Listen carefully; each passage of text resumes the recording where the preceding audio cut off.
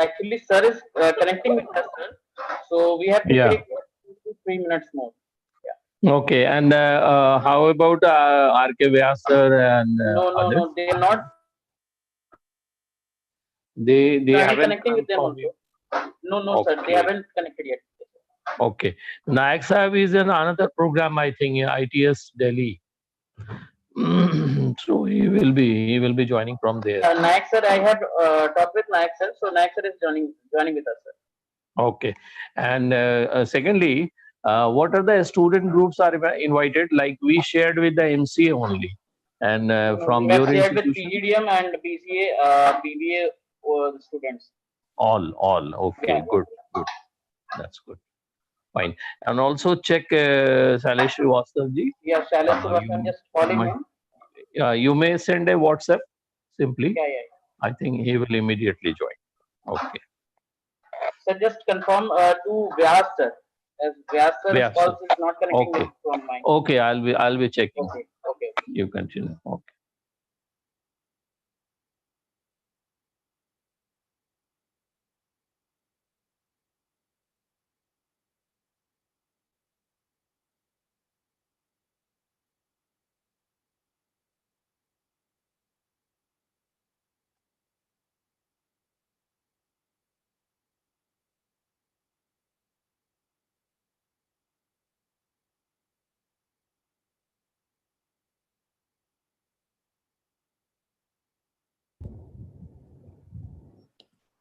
Yeah, good morning, Prashant sir. This is Professor Rohit from IIBM Patna, sir. Good morning, Rohit ji. Good morning, Shams Raza ji. Yeah, good morning, Mr. Nair. How are you? Fine. How are you doing, sir? Okay. So very good to seeing you after a long time. And you have grown a beard, I think. Yeah. It's looking very nice. Thank you. I think Nayak sir has got another session, I think. Yeah, with Sunil Pandey is in ITS Delhi. And just now he will join because from there he is getting free. He's delivering a note address and then after. Yeah, he told me in the morning he had another session. Yeah, but he will be joining just now. Yeah. I'm trying Mr. Vyas also. Oh, right. Yeah.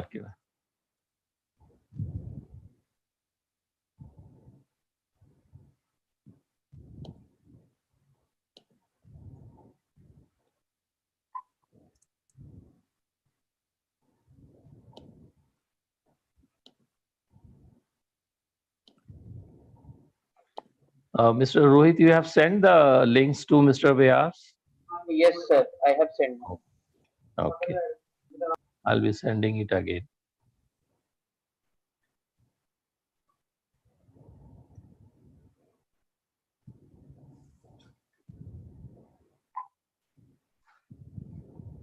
He might be busy with some other webinar.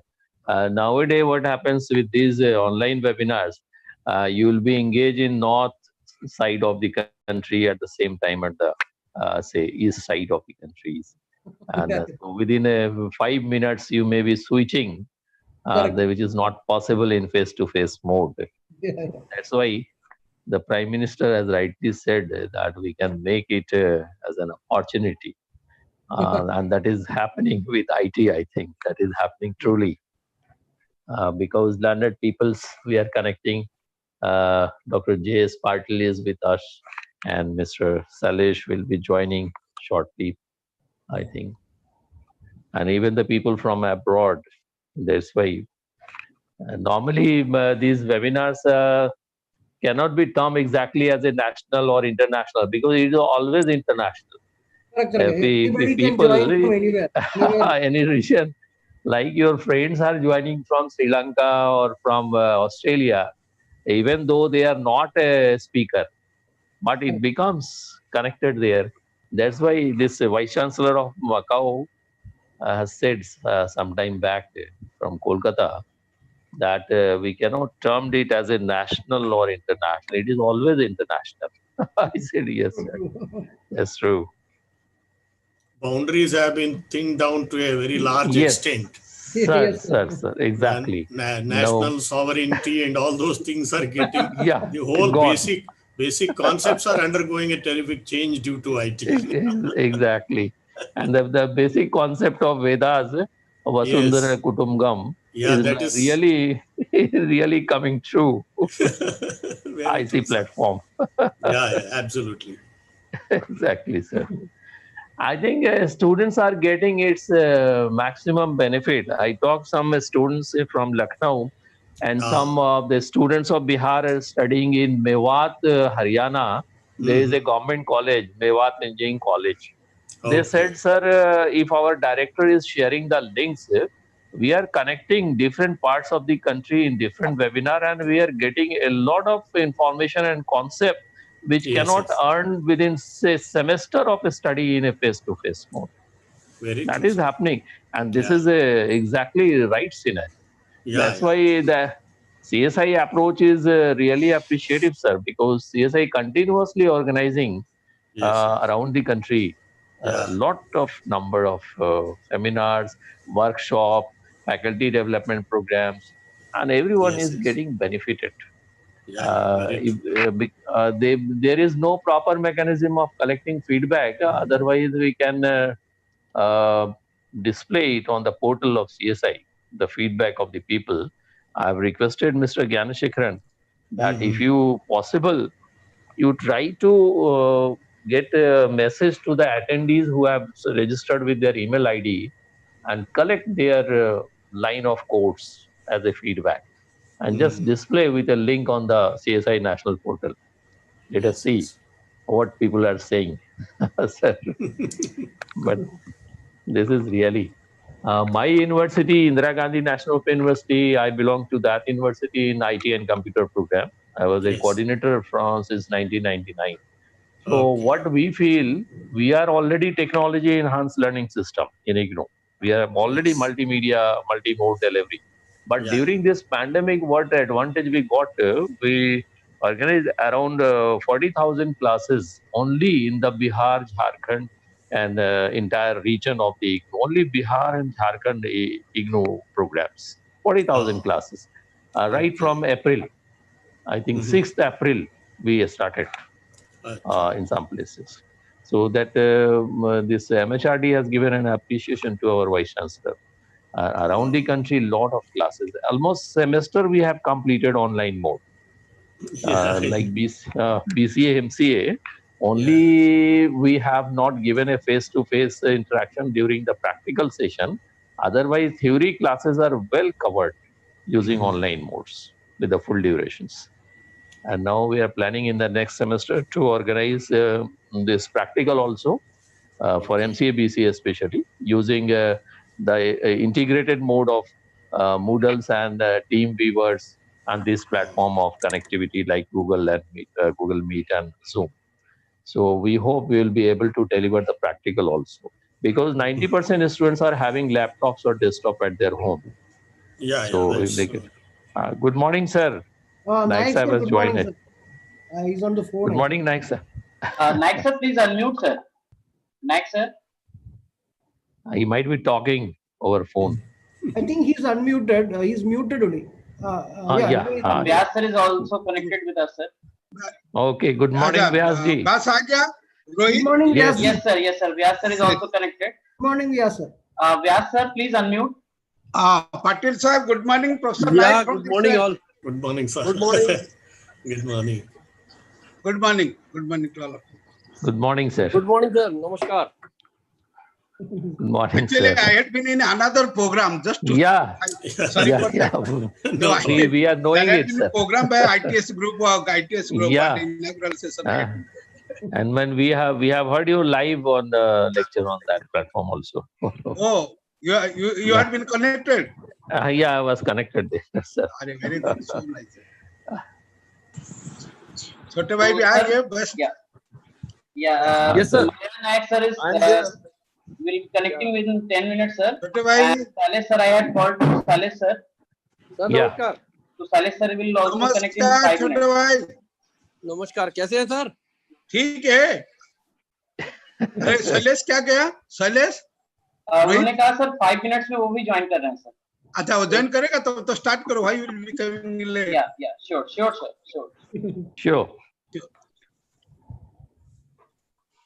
So once again, very good morning to all participants, delegates, and all our respected speakers on this today's one-day international webinar on IT security.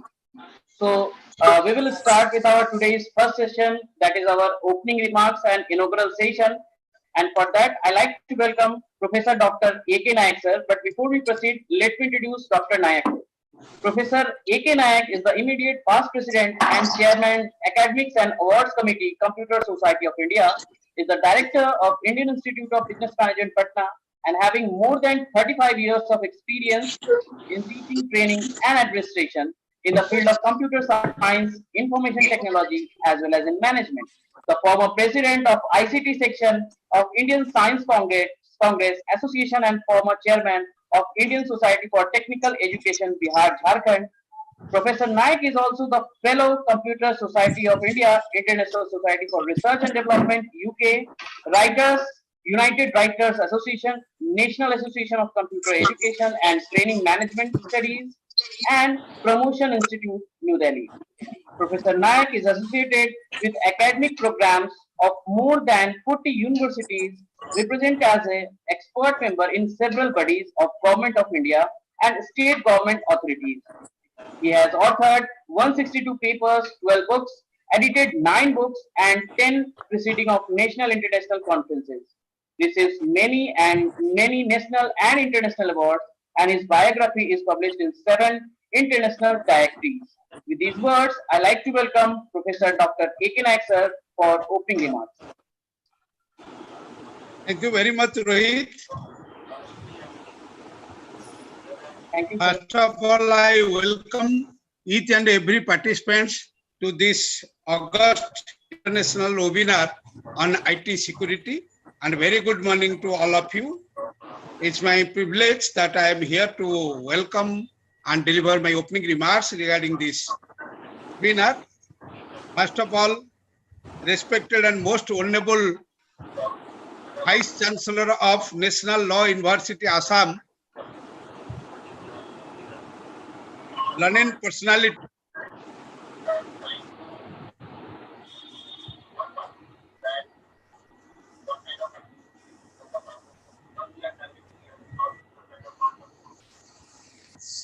Please mute the mic. Just give me 1 minute. Please request everyone to mute the mic. Actually, sir's connection is lost, so I am reconnecting with sir.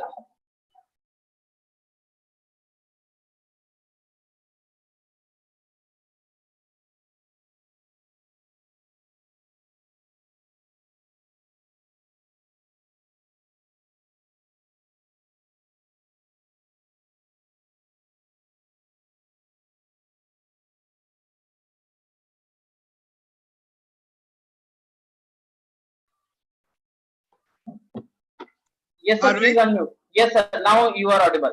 I don't know what happened, why it got disconnected. Okay, now it is audible, sir. Most respected and honorable learned Vice Chancellor of Assam National Law University, Dr. S Patil Sahib, my beloved younger brother and vibrant and dynamic President of Computer Society of India, Mr. R.K. Bas, the keynote speaker of the today's webinar,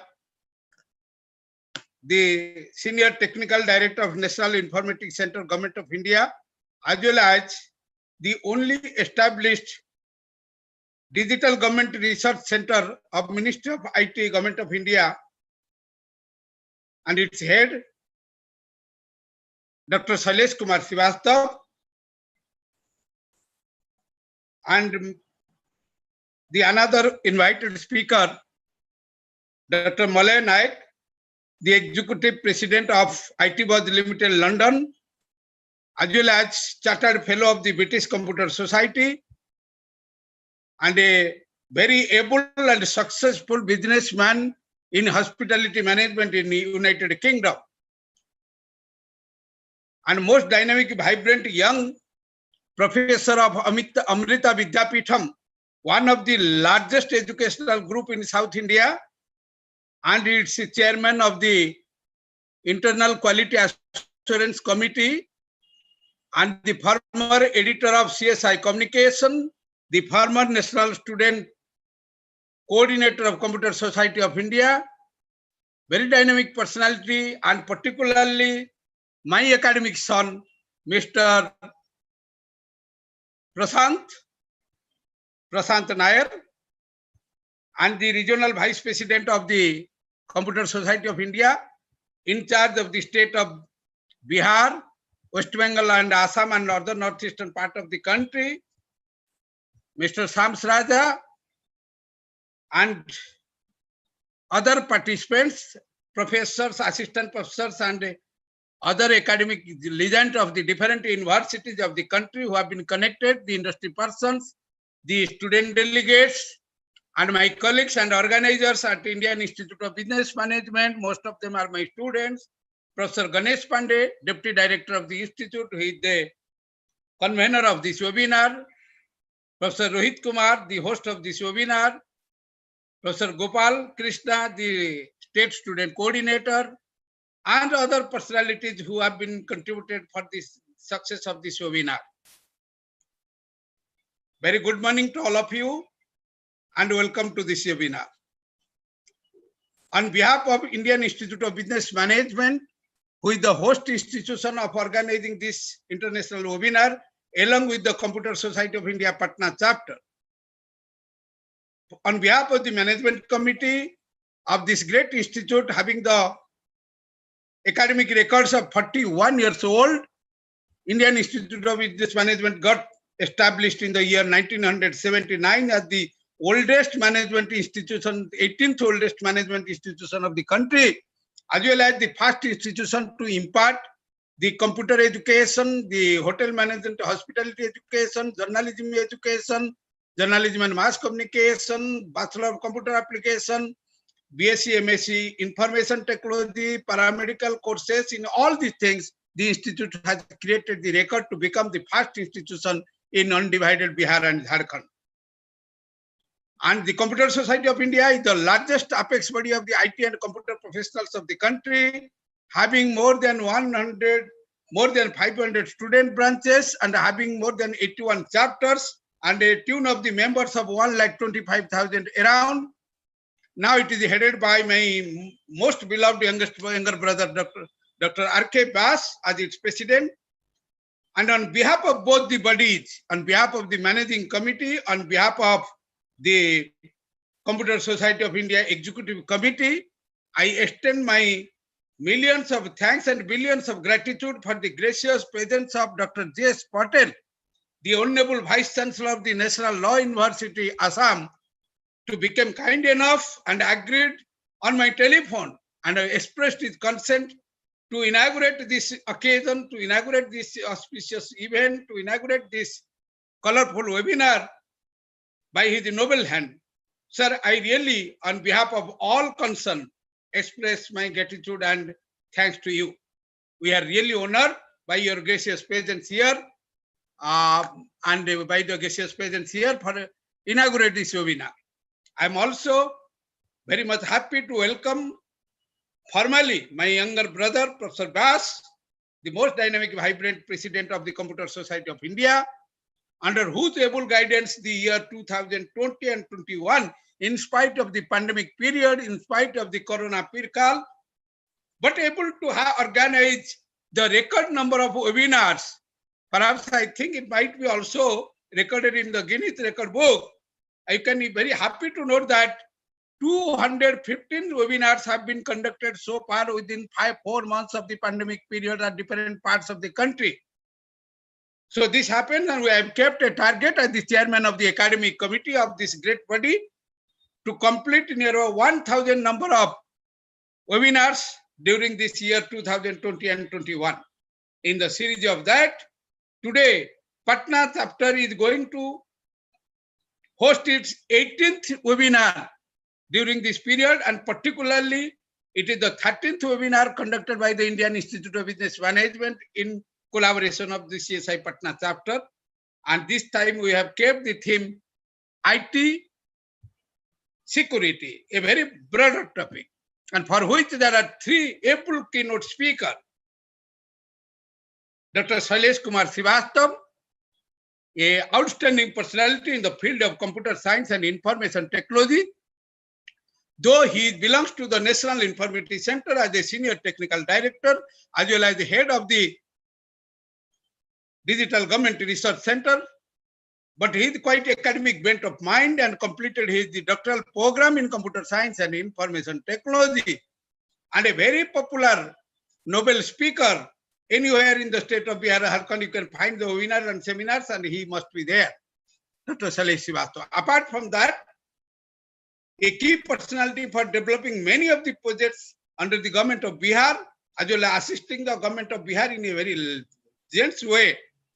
And many of the projects executed successfully and participating in our e-governance award ceremony every year. And by his effort, every year the government of Bihar is getting significant number of awards. Apart from that, he is the person who has also represented in the presentation before the committee which has been constituted by the Prime Minister, and also won the award for the government of Bihar. And that kind of the speaker is welcomed by today's webinar. The second speaker, Malay Naik. Dr. Malay Naik is just like my one of the most youngest brother, and having very good qualification, and he is having a mix of the academic and industry. At present, he is serving as the executive director of the IT Buzz Limited at London. But apart from that, he is also a good entrepreneur in the hospitality management, and having 3 hotels at London run by Dr. Malay, and having also very significant awards by the government of UK, as well as the Chartered Fellow of the British Computer Society. We are proud enough he is contributing in a significant way to the different webinars and the academic programs of the Computer Society of India. I have invited him near about 10 occasions at different parts of the country, at Indore, at Chennai, at Patna, at Lucknow, different parts to deliver the speech. And he also expressed the thanks for the gracious presence of Malay Naik. And as I have mentioned, my academic son from Coimbatore, the Amrita Vidyapitham group, which is a very largest group so far as the IT, technical and vocational educations are concerned in the southern part of the country, and very dynamic and young chap, Dr. Prashant Nair, who had been our national student coordinator of the Computer Society of India for 2 consecutive terms. He had been the editor of our CSI Communication, who has brought the CSI Communication in a better shape, due to which today you are watching this very nice CSI Communication.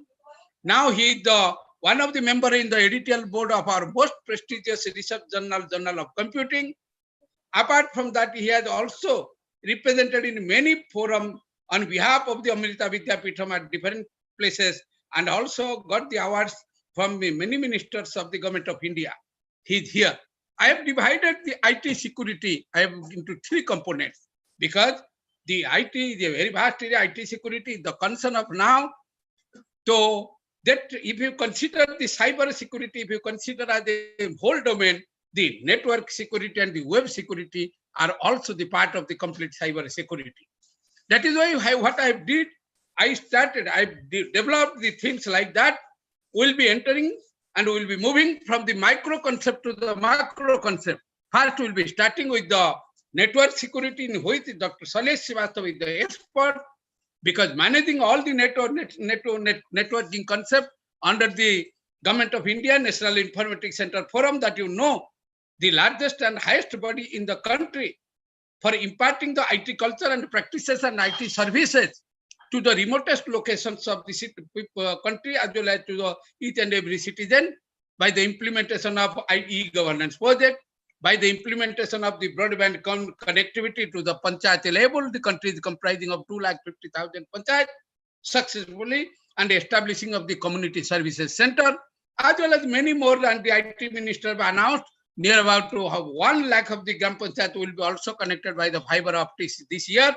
And the Prime Minister has also announced on the eve of the Independence Day, by 1000 day, all the 660,000 villages of the country will be connected by the fiber optics and broadband communication.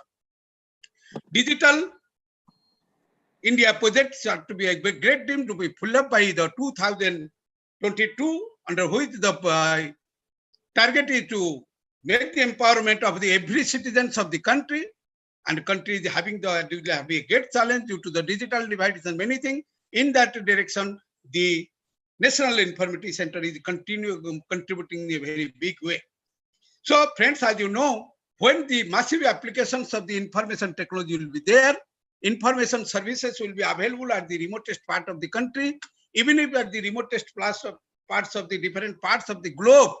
And today the world is having around 8 billion population, and you will be happy to know that more than 7.2 billion the cell phones, mobile phones are being connecting to the people.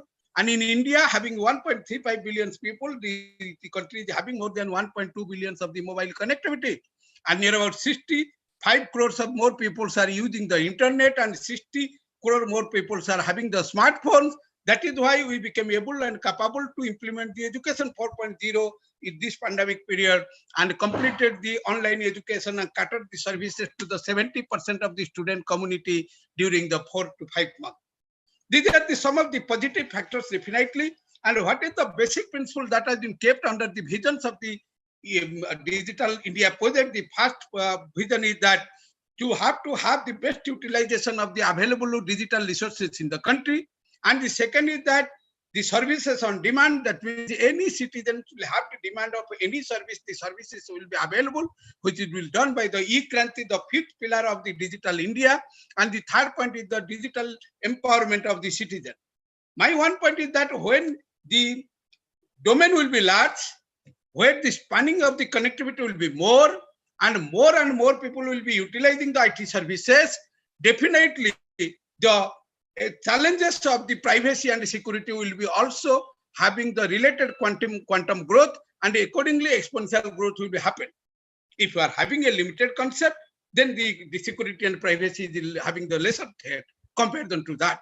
And even if you see after the emergence of the big data platform and the data science platform, we are handling and working the big data analytic and a very huge volume of data, because the thing is that we are now thinking that by the introduction of Industry 4.0, by the end of the 2020, 26 billions of the devices will be interconnected with one another. The devices will be having the capability to talk with one another, which will be requiring 44 zettabytes of the memory. 44 zettabytes of the memory means, you imagine 1 zettabyte equal to 10 to the power 21 bytes. That means 1 billion of 1 trillion byte constitute 1 zettabyte. 44 zettabytes of the memory, which is required and which is capable to making and tracking the complete human information of the whole world. That amount of volume is required. Viewing all these things, this huge volume of information data. So we do have the cloud computing concept today. But you know, cloud distributed, this is the one kind of collaborative computing. We are using all the platforms, and once the collaborative computing, somewhere the data center is there, somewhere the processing center there, somewhere the utilization centers are there. And when there will be distribution and collaboration, there is also the degree of the threat and security is more. Keeping all these points in the view, so we have thought that this IT security to discuss upon this, as well as to discuss upon this, and to keep as a theme of this virtual conference will be most appropriate. That is why the IT security have been kept. So that is why the different learning, they will be talking on the different aspects. Network, web security, there is a great challenge when we are entering the web platform and we are connecting and interconnecting and utilizing the web services for fulfilling many of the objectives. So that web security is also another great concern. After the network security, web security, from micro, then we will enter to the macro, that is the cyber security. And everybody know how the thing is that, what is the concern of the cyber security, and particularly in this time, when the things are being more larger, when the pandemic time, when we are talking of the Industry 4.0 and the Education 4.0, both are simultaneously flourishing, and the day to there, and we will be dealing with both the technologies, Industry 4.0 as well as the Education 4.0. And when we're talking of the Industry 4.0, you see there is a fusion of all the physical devices, digital devices, and biological devices. Previously, when we were thinking that Industry 1.0, Industry 2.0, Industry 3.0, respectively by the introduction of the steam energy industry 1.0, by the electrical energy industry 2.0, and the ICT application industry 3.0. We are only concerning with the heavy industries and all these things. But now I am talking industry 4.0, the domain will be enhanced and it will touch all the biomedical industries, bio industries, and the medical industries, and medical informatics is coming in a very big way. That is why I have told there will be the future of the integration of the physical devices, digital devices, as well as the biological devices. Similarly, education 4.0, the time has compelled us. We must have to go to the educational 4.0. Because the thing is that there is no other platform if this kinds of pandemic comes and continue. And in education 1.0, there was just a Gurukula Parampara. The teacher was sitting under a tree and the students were sitting under a tree, and the teacher Acharya was delivering the lecture and all these things. In 2.0, some of the physical devices got available and utilized, like classroom, duster, blackboard, teacher, all these things. And in 3.0, after the emergence of the technology like telephone, television, and computer, ICT application we have introduced, that is why we became able to having imparting of the open and distance learning. So, but what is the pandemic has complained that we will have to compel that we will have to go for a complete online solution for imparting the education. That is the billions of the students community in the whole world will be getting education under the online platform. So that is the education 4.0. The tools and techniques, they will be completely on online environment. We are dreaming for the virtual classroom, virtual lab, virtual teacher, virtual everything. And the society is moving in a very big way. And in what big way the IT application is going to be, that degree of exponential growth in the security and privacy is concerned, to keeping all these things in the view, and what will the trends of the future, and in what way we can proceed. This webinar has been designed, and particularly in the next generation computing, what we see, one of the major area will be there, will be needing more and more security analysts, because this is the bigger challenge. We'll be needing the security analyst more and more concern will be the security part, IT security. Again, we'll be also exploring the facility, how we can use the IT technology through the wearable technologies, the IT in wearable commodities. That is how we can utilize the IT to have the communication capability through our smart cloth, smart watch, and all these things. We'll be needing IT industry 4.0. Matlab, we'll be needing the robotics and IT, the smart computing experts. Again, business data analytic and business data analytic and business intelligence will be needing a lot of professionals. Again, the thing is that this artificial intelligence, emotional intelligence, machine learning, all these things are there when it will be implemented with its full capability and strength to provide and catering the demand of the 8 billion peoples of the world. So definitely the concept of the security and privacy will be in a very tremendous magnitude. It will go having a very exponential growth, and keeping all these things, we have kept this theme today. I again welcoming all the learning speakers to contribute in a very effective way. And I also request the participant to go from this webinar by taking the good concept of these things, and whatever the concept you will be getting, try to make it into research, try to make it implement, because one man has told, somebody has told, if you simply listen and forget, if you listen, then you can forget. If you read, then you can understand. But if you practice, then you can realize. More and more professionals should be encouraged how they can bring the concept into the practice, what our honorable speaker will be telling today. Because the concept is what they will be telling, that will be followed by you, because that is satisfying the great stanza of Bhagavad Gita, Jajjada charati sreshta tattada itare jana सहजत प्रमाण कुरुते जना तदन वर्तते. अर्थात जो महत्जन बोलते हैं, जो विद्वान बोलते हैं, हम इसको अनुसरण करते हैं, वो जो मार्गदर्शन कराते हैं, हम वो मार्ग पर चलते हैं. ये सब चीज को ध्यान में रखते हुए, let us implement the IT technology, let us implement the information technology, which is the technology to bring the Vasudhaiva Kutumbakam. This is the technology for all. There is no consideration of caste, creed, community. There is no consideration of geographical boundary, religion, anything.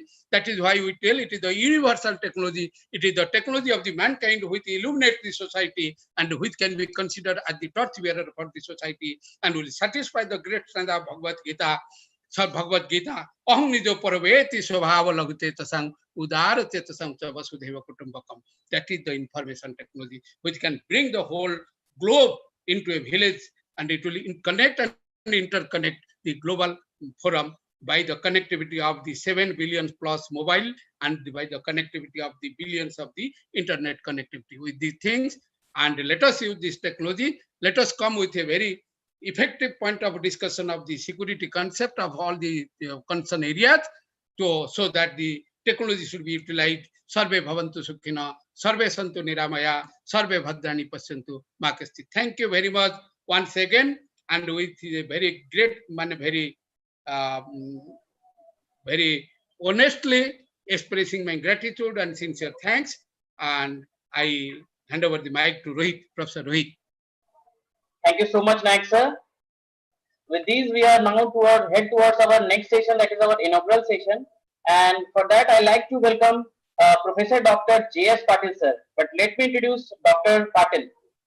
Professor Dr. J.S. Patil is the Vice Chancellor of National Law University and Judicial Academy, Assam, since 2016. A distinguished scholar in law, he has served as a special officer and founder Vice Chancellor of Karnataka State Law University, Hubli, which is the largest affiliating law university in India.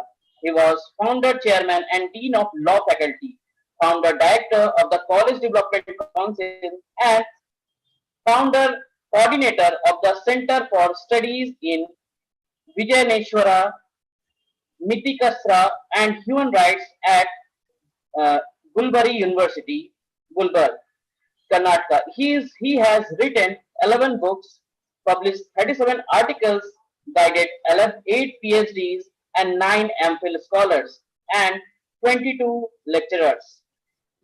He has organized many national and international conferences, seminars, workshops, and also presented papers in many such conferences organized by others. He has won TCS Education World Best Teacher Merit Award in 2005, Best Feature Writer in 2016, Man of the Year M. Nagappa Foundation in 2018. With these words, I like to welcome our today's inaugural guest, Professor Dr. J.S. Patil sir. Welcome, sir.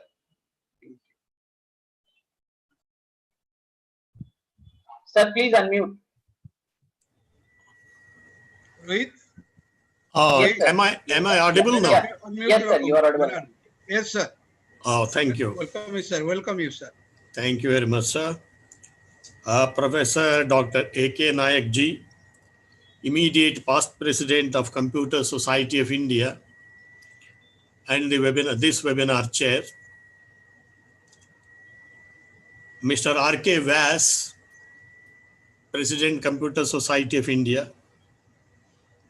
Dr. Shailesh Srivastav, Scientist and Head Digital, Government Research Center, National Informatics Center, Patna. Dr. Malaya Nayak, Executive Director, IT Buzz Limited, London. Professor Prashant R. Nair, Chairman IQAC in Amrita Vishwavidyapeetham, Amrita School of Engineering, Coimbatore. And of course, Professor Shams Raza, who is the Regional Vice President of Computer Society of India on this part of the country, northeastern part. And all the distinguished participants, ladies and gentlemen. I am really dazzled and amazed at the way in which Computer Society of India, along with its partners, is doing these, the webinars. And I was equally amazed by the kinds of shotguns that came from Professor Nayak Sahab, continuously, like a machine gun firing. He is like a treasure of knowledge. And time, he was aware that time is so very short, and then he was trying to pump in so much of information, knowledge, and wisdom through that scholastic presentation, introductory presentation that he has made. Kudos to you, Professor Nayak ji. It's really amazing that you have the target of reaching 1,000 webinars in this pandemic situation in the country to show to the world how India can surpass everybody else when it comes to crisis management. That is where Bharat stands, distinguished, highly, on a different platform than the whole of the global community. Whenever there is a crisis, समस्या जब हम समस्या के बीच में जूझते हैं तो हमको उसका समाधान भी अपने आप निकल आता है. That is the kind of a spiritual power with which we really build our, the platforms. Sir, this is a very important, the platform that you have created today, IT security. India is an IT superpower. There is absolutely no doubt about it. Half of the 30% of the Silicon Valley is flooded by the Indians. And we have great supercomputers, Param series, Param Padma, Param 10,000, and all these kinds of, the computers. More than 1,000 Fortune companies are now targeting India as the base. After Chinese, this pandemic situation, everybody is looking at India. Chalo, India chalte hain. So India is becoming IT hub, the future IT hub of the whole world. And we should be ready to take head on with this challenge and opportunity and build our platform in such a way that we will really be the father of Vasudhaiva Kutumbakam, or mother of the Vasudhaiva Kutumbakam, and steer the whole of the mankind with this new capability in our IT master that will really unfold new vistas of knowledge, wisdom, and virtues in the coming years. The philosophical notation that has come about these days of translating information technology into knowledge technology and then into wisdom technology.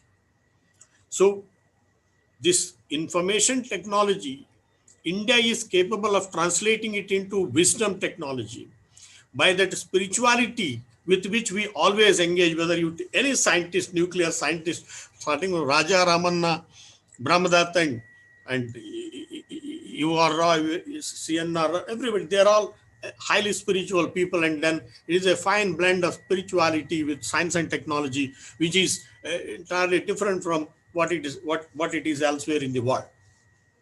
So therefore, we have a very challenging role to play in building an IT platform with the help of all our IT experts across the globe from India in such a manner as to become world champions. So we are also capable of building a very big security platform, which we could realize by recent ISRO, the experiment of, destroying a spy satellite in the outer space. We are one of the 3 major superpowers of the world to build this kind of a technology. We are not just launchers of all kinds of satellites from all the developed world, because our satellite launching at Sriharikota is so economic that everybody is looking at us for these kinds of activities at the global level. But yet again, we are more worried about how to secure the IT platform in all those 3 domains which you have just explained, Professor Nayak, networking and internet and cybersecurity areas.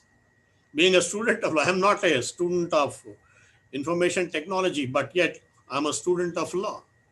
Law is like in play cards, it is like a joker card. To be on the lighter vein, we need to be there everywhere. If medicine is there, we have medical jurisprudence. If there is IT, we have IT jurisprudence. Everywhere we need to have a law. That is how we have built what is known as Information Technology Act, 1990, amended in 2000, again in 2015. We are trying to build a legal platform to secure our IT, through some legality. But it's a very challenging thing.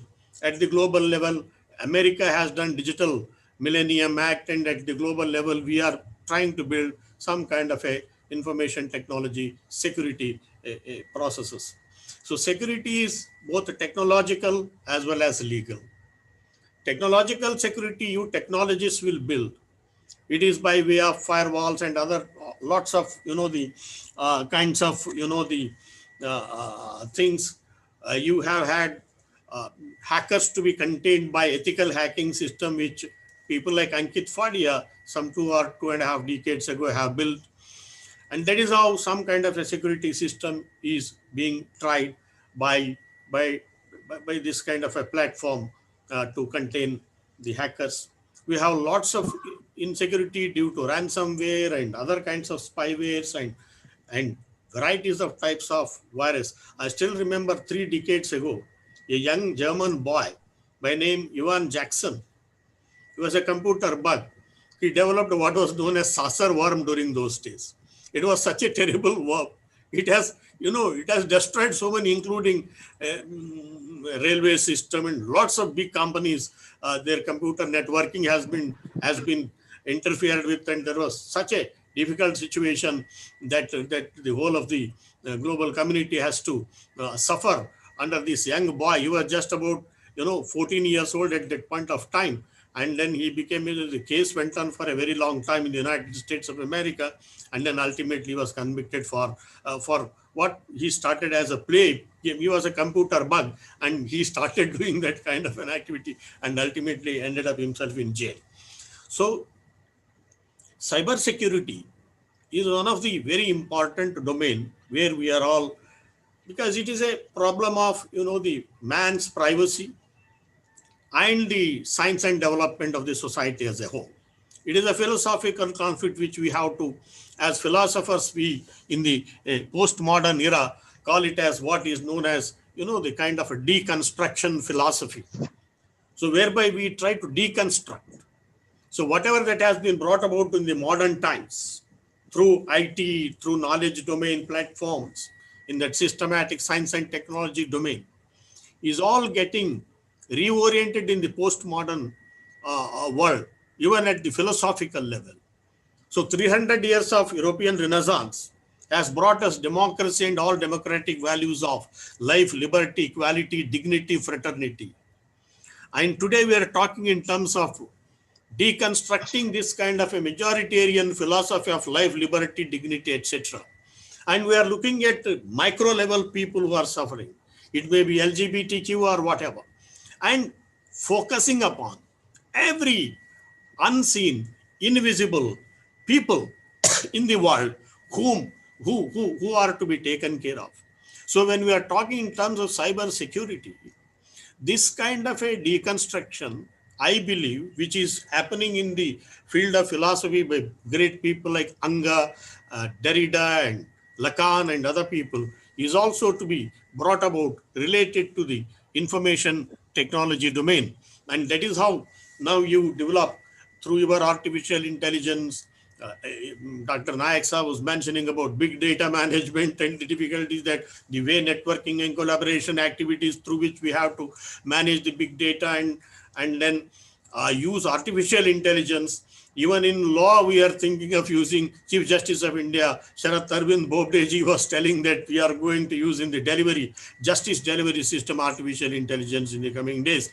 And education is, Nayak not going to be very far off when we are going to build, and robotic teachers may also, in a way, build some kind of a new domain of, the gurus of the type who are like, during those days when Drona was refusing to give, his teaching to Eklavya.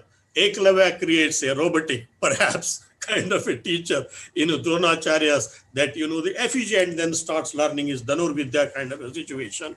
So we can relate into Indian mythology or Indian Puranic system of what is happening in the contemporary times and how we are going to rebuild our platforms using this big technology, information technology, as a phenomena of a type which will push the whole global community, not just this pandemic situation. This is only a kind of a new opportunity that this pandemic has thrown to all of us to rebuild ourselves. As you were mentioning, so many 80% of the people are using cell phones, and no doubt 80% of us are going to use virtual classrooms and virtual business centers and all these kinds of things. We have already disruptive technology in place, which is going to create revolutionary change in the basic concepts of technology. And this disruptive technology, especially blockchain technology with peer-to-peer connect, is going to bring about a massive change in the whole of the knowledge domain of the IT. And we have to look into these challenges, how we are going to regulate blockchain and cryptocurrency, and how we are going to secure our domains of governmental agencies like your National Informatics Center and Government of India in all its domains of education, health, insurance, administration. Everything is going to be, challenged with this new privatization process. This is a neo-privatization, as against the kind of a privatization which we were talking about 30 years ago. So this is the challenge. How peer-to-peer connect with that kind of an absolute transparency, which blockchain technology is bringing about, is going to wipe off lots of the intermediary organizations that we have had. Food Panda, Amazon, all these kinds of big, the industry. We have Malay Nayak, who is a businessman himself in London. How we are going to sustain these mega companies? Are they going to, as today some of the older industry, like our telegraph industry is no more, we have buried it systematically. Lot of technology which is there today, is it going to be redundant just tomorrow? So all our IT people in Computer Society of India and all our IT, the domains across the nation and across the globe have to be constantly researching into all these problematics, not just security domain alone, but how to secure IT in this larger context of sustaining IT for sustainable development in terms of all activities, not just economic, social, cultural, all kinds of developmental activities, including education, should be ensured by using, of course, blockchain. We have to use blockchain technology in education, in health, in insurance. Already 20 to 30, the countries have started using it. Cryptocurrency is getting legitimized in so many countries. And this is how you see challenges. These I see as some of the the threats that we have, which have to be taken as challenge and opportunity, and we have to rebuild our the technology platform, absorbing all these new vistas of the information technology, so that it will create the kind of a new atmosphere, contemporary atmosphere, through which we will be able to build a very comprehensive global information communication technology of next generation, and then make the humankind pivotal, bountiful, rich, and evergreen. Thank you very much for giving me this wonderful opportunity to inaugurate this great international webinar on IT security. I'm really delighted to be with all of you as a common man, as a knowledge seeker in IT domain, as a non-IT man. I accepted only to learn from you the subtle nuances of IT and its security. Thank you very much. Jai Hind and Jai Jagat. बहुत बहुत धन्यवाद sir. हम तो आज आपका भव्य उपस्थित में आज Indian institute of business management एवं सीएसआई बहुत कृतज्ञता ज्ञापन करता है, साधुवाद ज्ञापन करता है, धन्यवाद ज्ञापन करता है। आपने अपना भाषण में इतना सुंदर बात बोले, बहुत हार्ट टचिंग बात आपने बोले, बहुत सबसे बड़ा बात है जो हिम्मत आपने दिए, जो चैलेंजेस हमारे पास आ रहा है, दी challenges should be converted into the opportunities.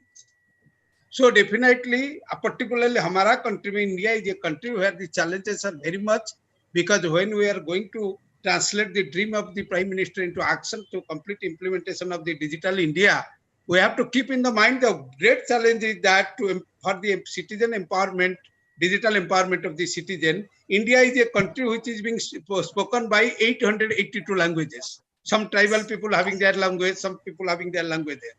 And 30 languages which are being spoken by more than 1 million persons, and near about 122 languages are being spoken by merely 10,000 persons. The great challenge before India to having the massive computerization and the complete digital empowerment, that is the language translation. Yes. And I always used to tell the youth masses what is the challenge before us, that will be an opportunity for you what you have told, and the kind word what you have told. And so far as, sir, I want to share the information so far as the judiciary system computerization is concerned. So there is no doubt NIC having the greater and greater role for the judiciary computerization.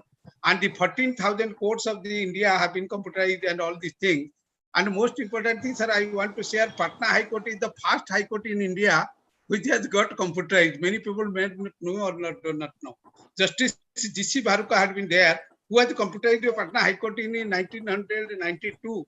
And Shailesh has been initially working at that time. He has been the part of this, all the systems that have been implemented there. The bail from the jail, bail from the e-bail from the jail, that was also another creation of the NIC Patna for the first time. That is, for my knowledge, these are the things. And the thing is that being in a legal practice and in what way you have correlated the IT services are in implementation in not only in the legal field but also the allied field. That is remarkable and very tremendous. I think all the participants must have been highly benefited and they must have got a lot of knowledge and a lot of ideas from your great speech. And so nicely you have deliberated the inaugural speech.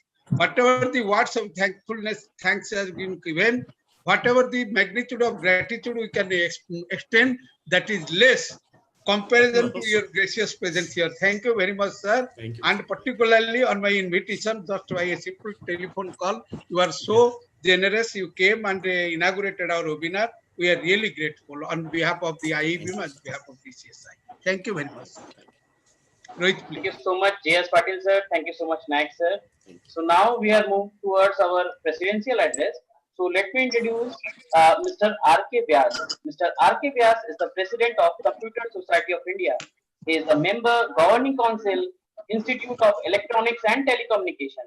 He has been regional vice president and national vice president of CSI and having 3.5 decades of computer science and IT. Mr. Vyas has completed his service career from University of Delhi. With these words, I like to welcome our today's president of the webinar, Mr. R.K. Vyas. Good afternoon, everybody. I think, I'm audible. Yes. Yeah, good afternoon, everybody. Honorable Professor J.S. Patil sir, Vice Chancellor, National Law University, Assam. My elder brother, Professor A.K. Nayak, immediate past chairman and academic committee chairman, current academic committee chairman, and the brain behind most of the webinars and the FDPs we are conducting through CSI in current year. Dr. Shailesh Kumar Srivastava, scientist and head digital research lab, NIC, whom I have met number of times at number of occasions, and I know his capability of doing the things in NIC and other forums that he has been involved in. Dr. Malay Nayak, ex-director IBuzz, London. I think I have met him on one day in Mumbai when he was at Mumbai with his family at a headquarters in Mumbai, and that was a really nice meeting. And Professor Prashant Nayak, my younger brother, and from Amrita University, a very dynamic personality, and he has been associated with Computer Society of India at various platforms. Professor Shams Raza, again, I'll term him as my elder brother only, because he has been a regional vice president and most dynamic person in this region, contributing at every forum, because Northeast region was one of the reasons where Computer Society of India was really lacking in previous years. But now, with the help of Professor Nayak, our regional student coordinators, and our state student coordinators in this region, we are being able to contribute a lot, and we could get a lot of things from our Northeast region, from Bihar, Jharkhand, and West Bengal, etc. Our state student coordinator of CSI and other dignitaries and participants of this webinar on IT security.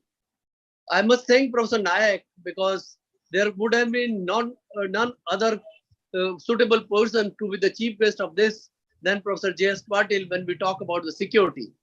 When we talk about the security, obviously law comes into the picture.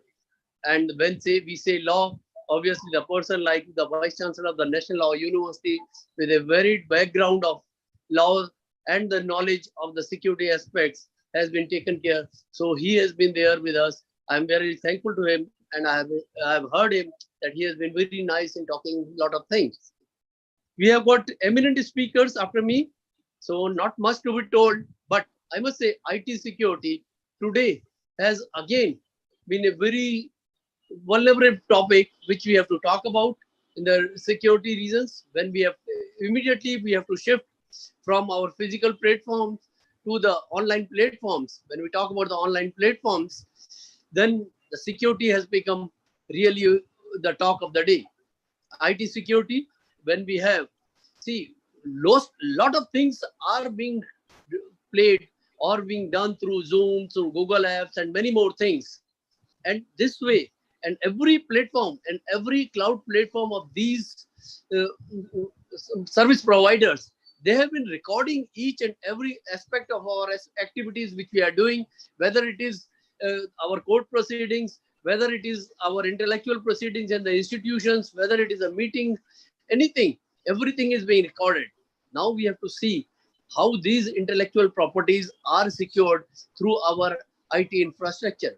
These intellectual properties are being there on their servers. They can misutilize it or utilize it for their own purposes. In Government of India has taken a lot of steps to really ban some of the apps related to China and other countries which are being used for various kind of security penetrations, and we have been very careful about that. But still, we have to work a lot in IT security, and these things has to be taken care.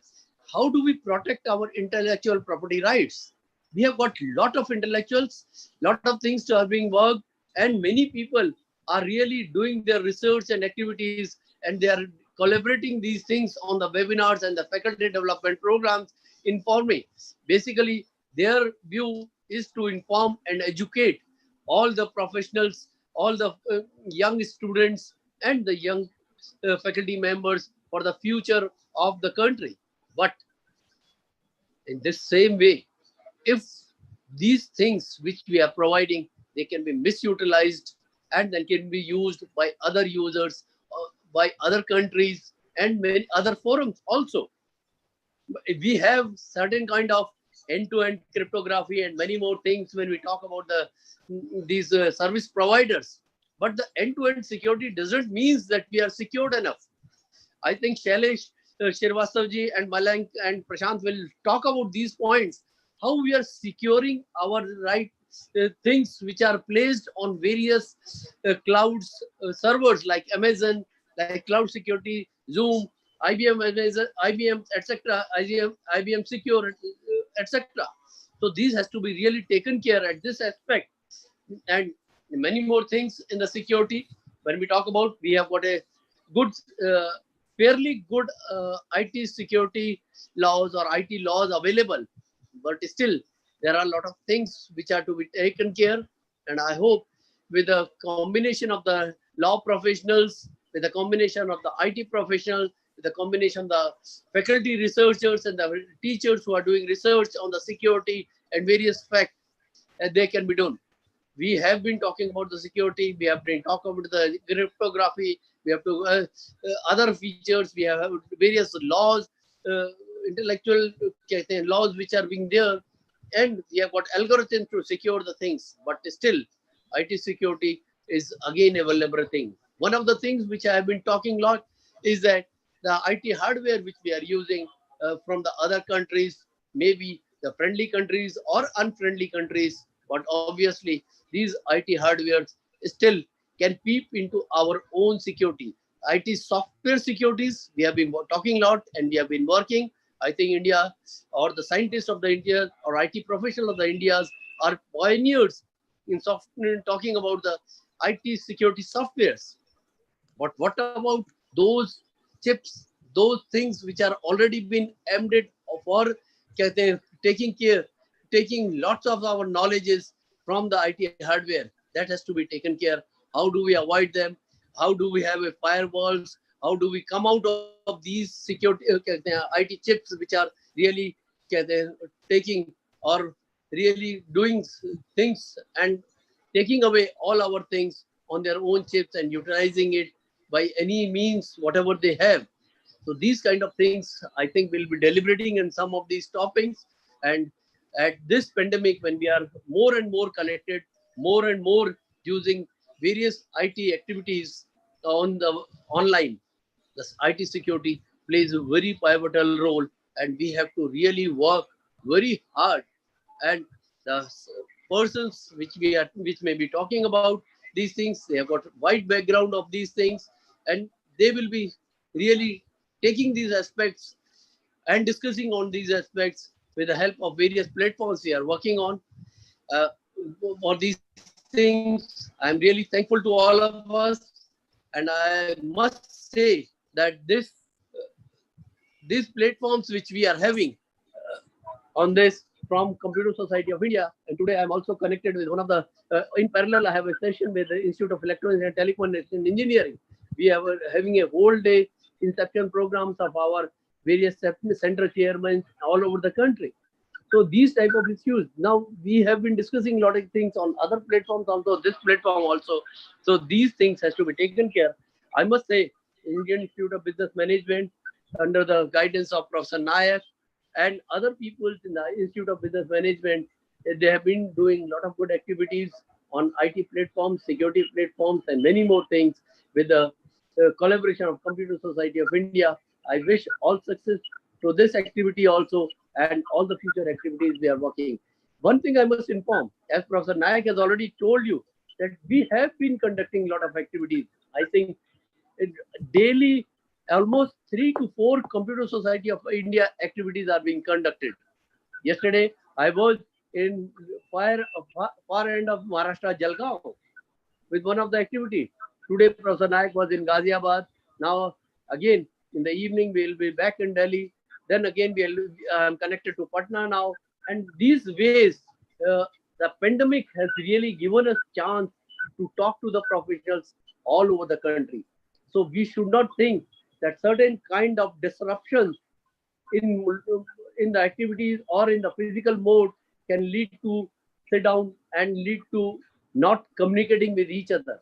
But these gives us an opportunity to talk and connect to each other at various forums. And with these words, with the thanks to all the organizers who have been there, I spell here, and I will say we should stay connected, stay safe, and stay physically apart, but logically, and the online connectivity should always be there. Thank you very much. Thank you to all.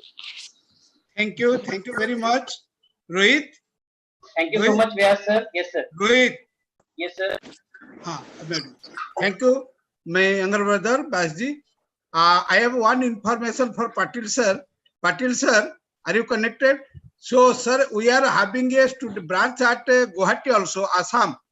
Yeah. Guwahati CSI student branch, CSI chapter is there, of which the chairman is at present is Dr. Shikhar Sharma, Yes. who happens to the registrar of the Cotton University, now in the Guwahati University. And we are having a very big student branch at Assam University at Silchar. Yes. And we have conducted 2 international webinars within these 2 months. One is on remote sensing, another was on quantum algorithm, in which the president of International Federation of Information Processing, the highest body of the world so far, having the member of 158 countries, he has addressed. So next month we are having a plan to having one webinar on under the aegis of the Central University Mizoram in month of September and Central University Manipur in the month of October. We are having the plan and the things are being going on. By the meantime, I can also request you, if the National Law University Assam wants to have some webinar with the joint collaboration of Computer Society of India in the areas of the ICT in legal services or IPR, intellectual property right, or any other things, and that will be also very much welcomeable, as well as the CSI will be very much proud to have such kind of event. Yeah, definitely. Thank you very much for your offer, sir. We will definitely work together in the coming days and then build some collaborations. I am also planning, I just forgot to mention it, if everything goes well, to develop a new course of BCS LLB. Bachelor of Computer Science integrated with LLB program with 60 good. students, so that because this is the next generation course of blending computer technology, Yes. information technology with law, so that we can have first of its kind course in National Law University Judicial Academy, Assam, with the help of Computer Society of India and other, the stalwarts like you and Vassab and all of you. I request you to join hands with me in building this, innovative program in National Law University in the coming days. And we will work together, Naik Sahab, in the coming days in building these kinds of, the academic programs between our two institutions. Thank you very much for your kind offer. Thank you, sir. Namaskar. Thank you so much, sir. So now we will proceed towards our first session, that is our keynote address. And for that, I like to welcome Dr. Salesh Kumar Srivastava. He is the scientist and head Digital Government Research Center, NIC Patna. He is a renowned academician and has rendered expert advice and extended testing and consulting to many government and private sector organizations. I like to welcome Dr. Salesh Kumar Srivastava, sir.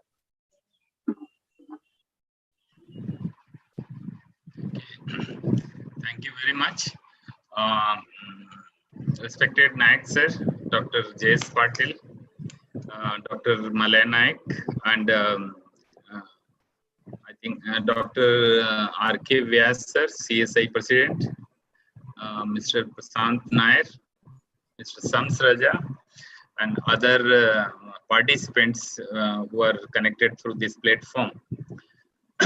Let me tell you that being in government, as earlier speakers were telling, that NIC has been providing variety of e-governance services to the citizen. Across country, we have say around 150 odd products currently available through which we are providing e-services. And backbone of the entire country for educational services, we have National Knowledge Network connecting around 500 educational institutions, including IITs, NITs, ICMR, and so on and so forth. Most of the universities are connected through this network. In addition, we have NICNET, which connects up to the block level through a statewide area network, around 650 odd districts of the country, providing e-governance services to the country. Last 3-4 months, as we understand the pandemic in this period, basically what has happened that the role of technology has come as a central place. We never imagined that the developments what we have done and the livelihood what we have is going to go such a change, unprecedented change that has come to this. And it is necessary to assist our citizen, and only technology is a path by which we'll be able to help it. And due to this, there is an opportunity for technology service providers that how exactly the expectations of the citizen we can fulfill. Technology is one of the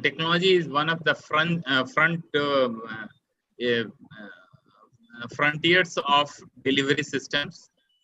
The role of mobile phones currently is extremely appreciated by a lot of people, and availability of around 1.20 crore. 120 crore mobile phones with the citizen has given us opportunity to deliver services to the citizens directly. Technology has become the center of discourse to handle variety of issues related to students, farmers, teachers, professionals, public, private, and so on and so forth. Everyone in the society is affected through this, and they are being basically served through these technology platforms.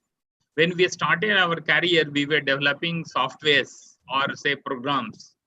Now expectations is we are developing platforms, and these platforms need to be generic, enabled, and suitable for large number of users.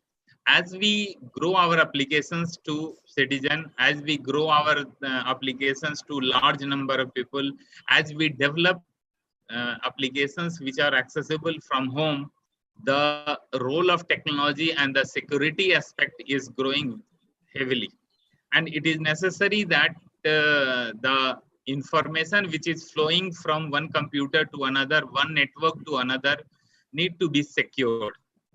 It is also necessary that different kind of networks, different platforms which are available across the world also need to be integrated. There is a need to have a secured channels available between all these platforms. And due to this, the role of IT professionals has become very, very critical in providing and safeguarding the critical infrastructure which is currently available in the country. The technology has become the key enabler for most of the services.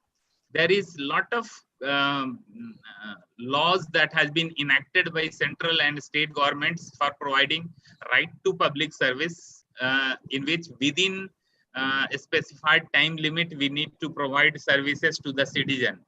Now, in that, there is a need that 24/7 services with quality of service, standard operating procedures, and with variety of technology enablement, as well as hybrid of the technologies, need to be implemented with the systems. The say cloud infrastructure, the scalable architectures, the scalable services, all these have become buzzword today. I had a chance to visit Estonia. This is one of the smallest country in European Union. There we saw that they started with a very small initiative to have a citizen database, that everyone who takes birth in the country are basically provided a ID. That was to identify individuals like Aadhaar we do here. But the kind of implementation they did, they made it mandatory that anybody who is coming to the country, as well as anybody who is a citizen of that country, everyone need to have a identity. And wherever we go, we need to have transactions based on all these centralized databases.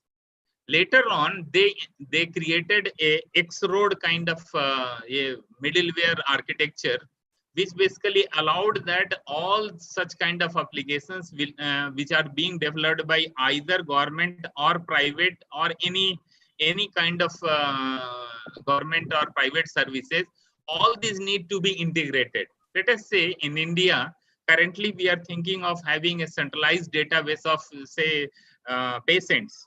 Like recently PM has announced that everyone will have a card, and there all our health related things will be recorded.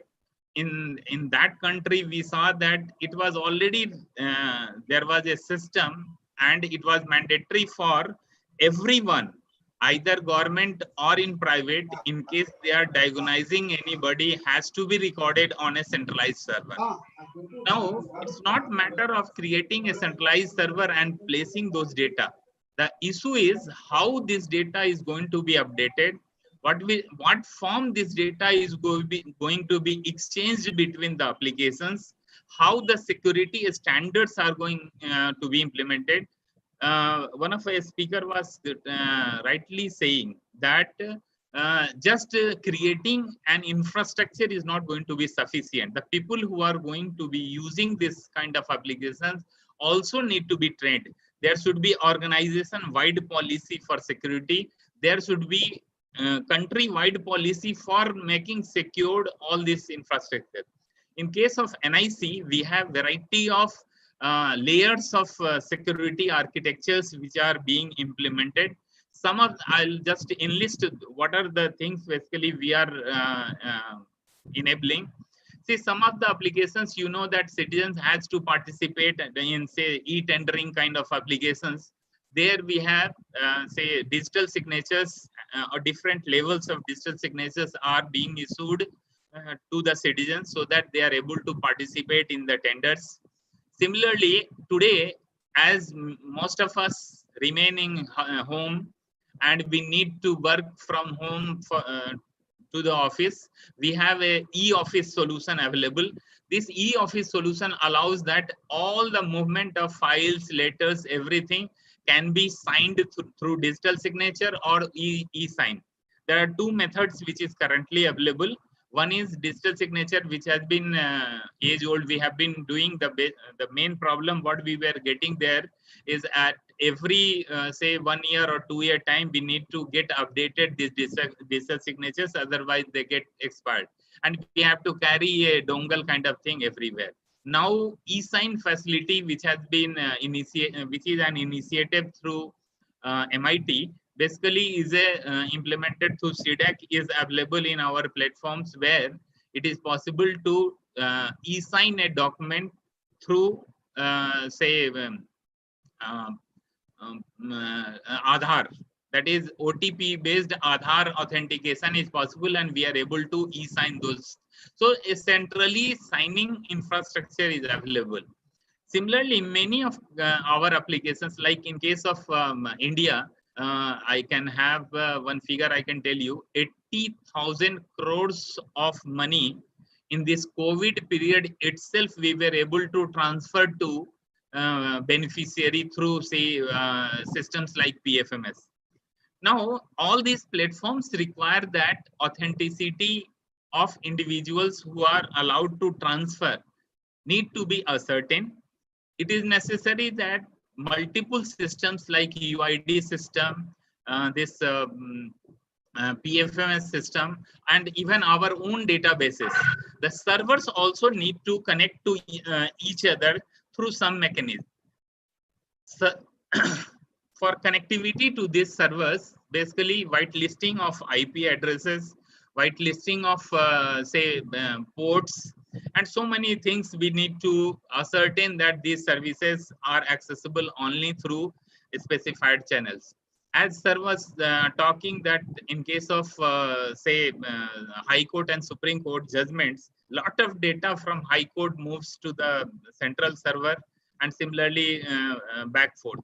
In such cases, it is necessary that proper security mechanism, proper security operating procedure is available so that we are able to transfer data in the secured manner. There are certain personal security aspects also, which is basically in form of firewalls, in form of antivirus softwares. So many things are available, which most of us, we use during the day-to-day operations. But as sir was telling, security is not one that can be implemented at one place. Multiple layers of security need to be implemented. It can be application security. Many of us, since we are working in government, we find that we are asked to host a website within 3-4 days, and transactions need to be done very fast. Now, in such cases, what happens that we do not do security audit of application and the time is not there.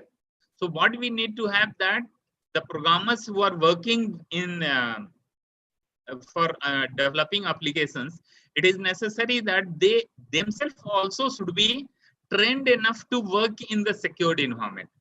The application security should be mandatory for hosting any application on any public platforms.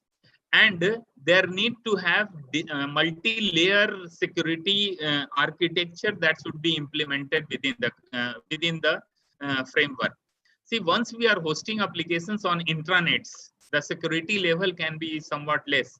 But once we are going for public networks, it is very, very essential that defined, see, DIT has come up with security standards that must be used for hosting applications as well as delivering e-services. Such kind of standards are already available. Those standards need to be followed. Applications should be updated. Licensed software should be used at all the places. And in case there is any issue that need to be looked on by different layers of security, see, if you see DIT from top to bottom, they have proactive verification of networks as well as the services, proactive services they have started. So those kind of services can be integrated into the website so that automatically this kind of verification automatically done. The other thing is we have corporate licensing systems of antiviruses that need to be implemented so that even if a person who is vulnerable or may not be vulnerable but is not following such standards is automatically blocked or automatically not allowed to access the services or provided services. So such kind of things is also very, very necessary. I think the current, when we are moving towards this entire our applications to digital platforms, and there is a need to integrate variety of services among variety of platforms. The role of security has become very, very important, and it is also necessary on our part to adhere to the security standards which are currently available in the country. So hope I have tried my best. So I think a lot of speakers are there. I'll be very happy to hear from them. So thank you very much. Thank you very much, the organizers. Thank you so much, sir. Thank you so much, sir. You have just enlightened us with your words. So I want to ask if there are any question from the delegates and the participants. You can write it on the chat box.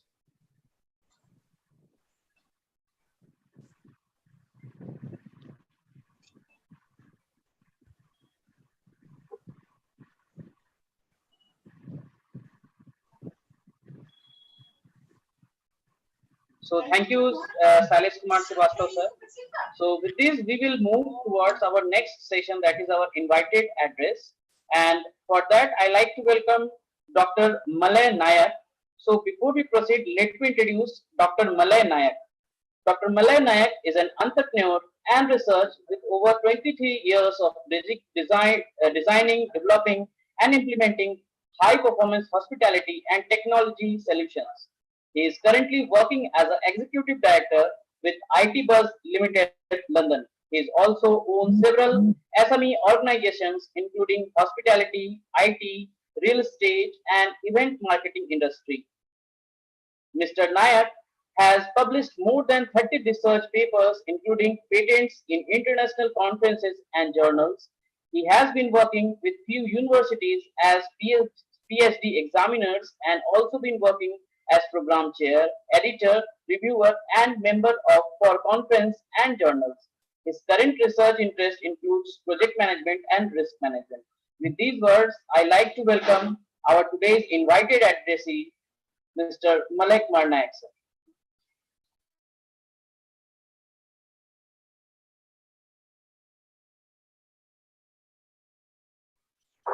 Sir, please unmute.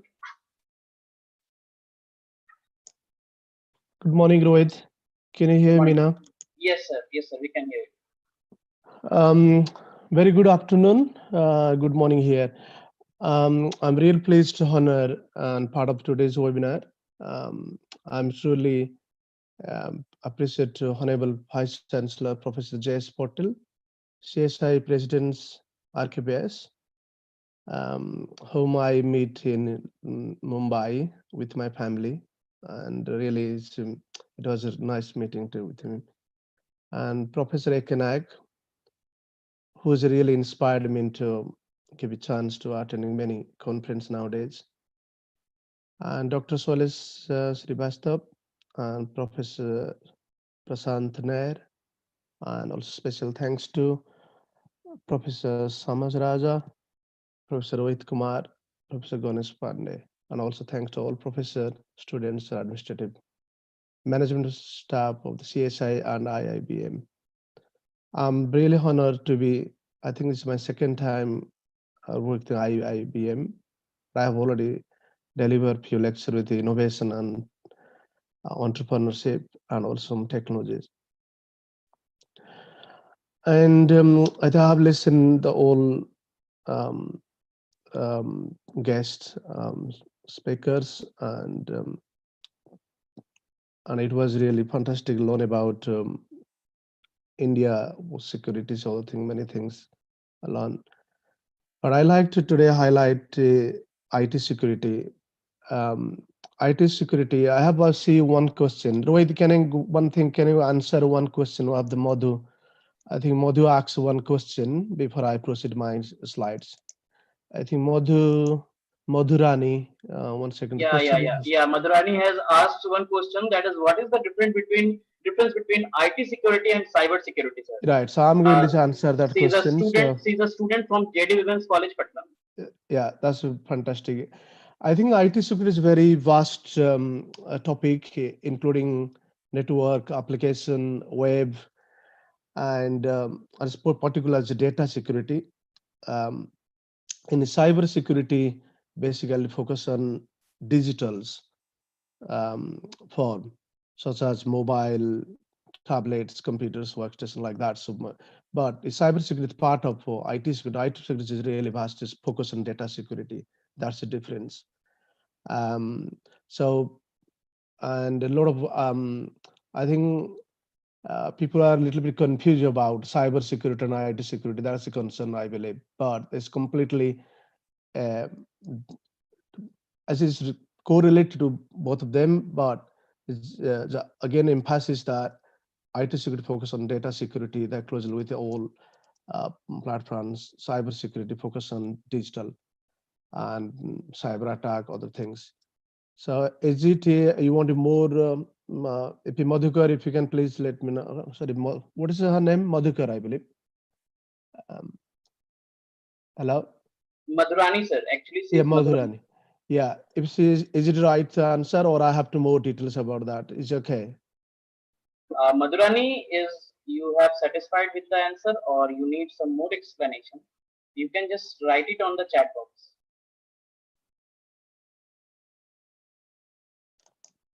So I think, sir, no reply is coming yet. So we can proceed now, sir. Right. Okay. Very interesting. It's webinar on IT security. Even myself, so I've been working a long time in all over the world, I believe.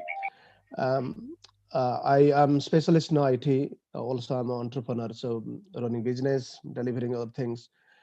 I love security. If you concern as security, if you say, so I just had to um, President CSI presidents and Professor Ekanak and um, Vice Chancellor, Honorable Vice Chancellor, they said about security. And it's a very interesting topic, especially in UK. Malay, Yeah. Malay, my brother. Just 1 minute. That that question that girl has asked, the very one line answer that. Yeah. You should see IT security and cyber security. The difference is that to like a layman one can understand. So cyber security is a part of IT security. When we talk about IT security, this is cyber security plus physical security. Yeah. Physical security, like a security from theft, security from fire, security from all. Those are also included in the IT security. Just I have supplemented, nothing more than that. That's right. Yeah. Physical security. Thank you. Please, Malay, please you can. Yeah. So everybody concerned about security, especially in the UK nowadays. We can see a lot of security concern, any form, either IT or in bank, any there. But I think it's a very nice topic. Professor Ekanak chose for students and academician, and I'm really honored to going to explain a little bit about. I have been working with various organizations all over the world, the senior level, junior level, but I'm specialist in IT infrastructure with on security. Also, my career was as a programmer, software engineering, but I developed slowly to management, business management, everything changed. So I like multi-skill person. For me, I love still IT, but I got a small organization in London. I do supply. Also, I deliver the service in IT security. and infrastructure. So what is exactly IT security? So every organization, and regardless of the size, industry, or infrastructure, I require a degree of the network security solution in place. And it from the ever-growing landscape of the cyber threats in the world today. And it is called security strategy that prevent unauthorized access to organization assets such as computers, network, and data. It maintains the integrity and confidential of sensitive data, blocking the access of sophisticated hackers. That's what we do in IT security.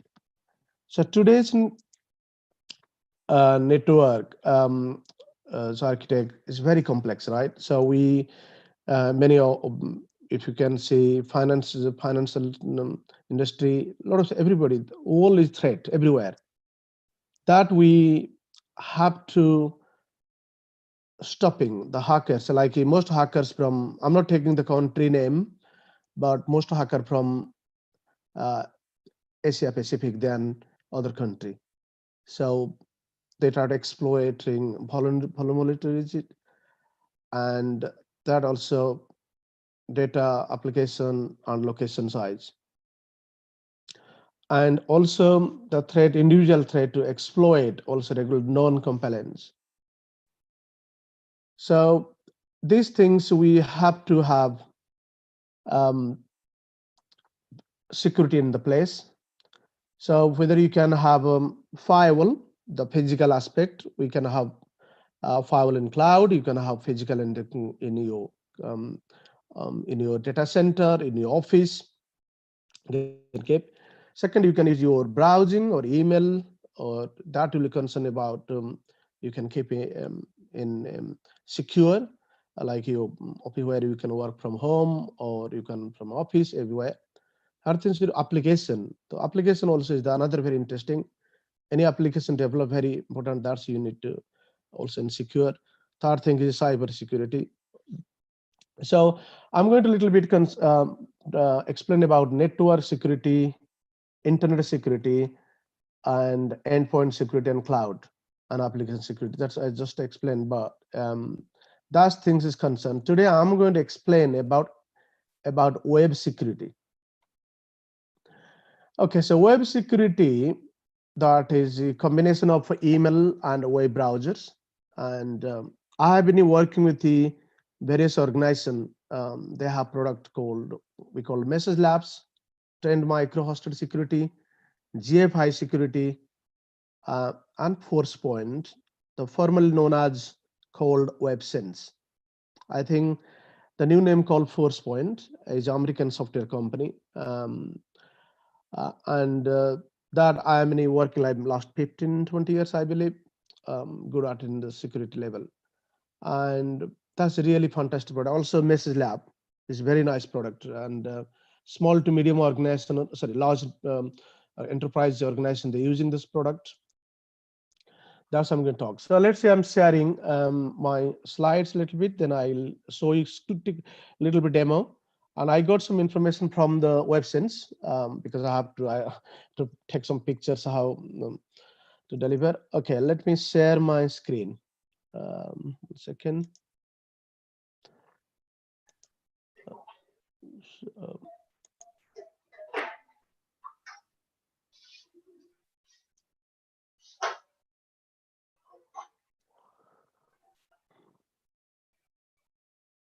So I hope everybody can see my screen now.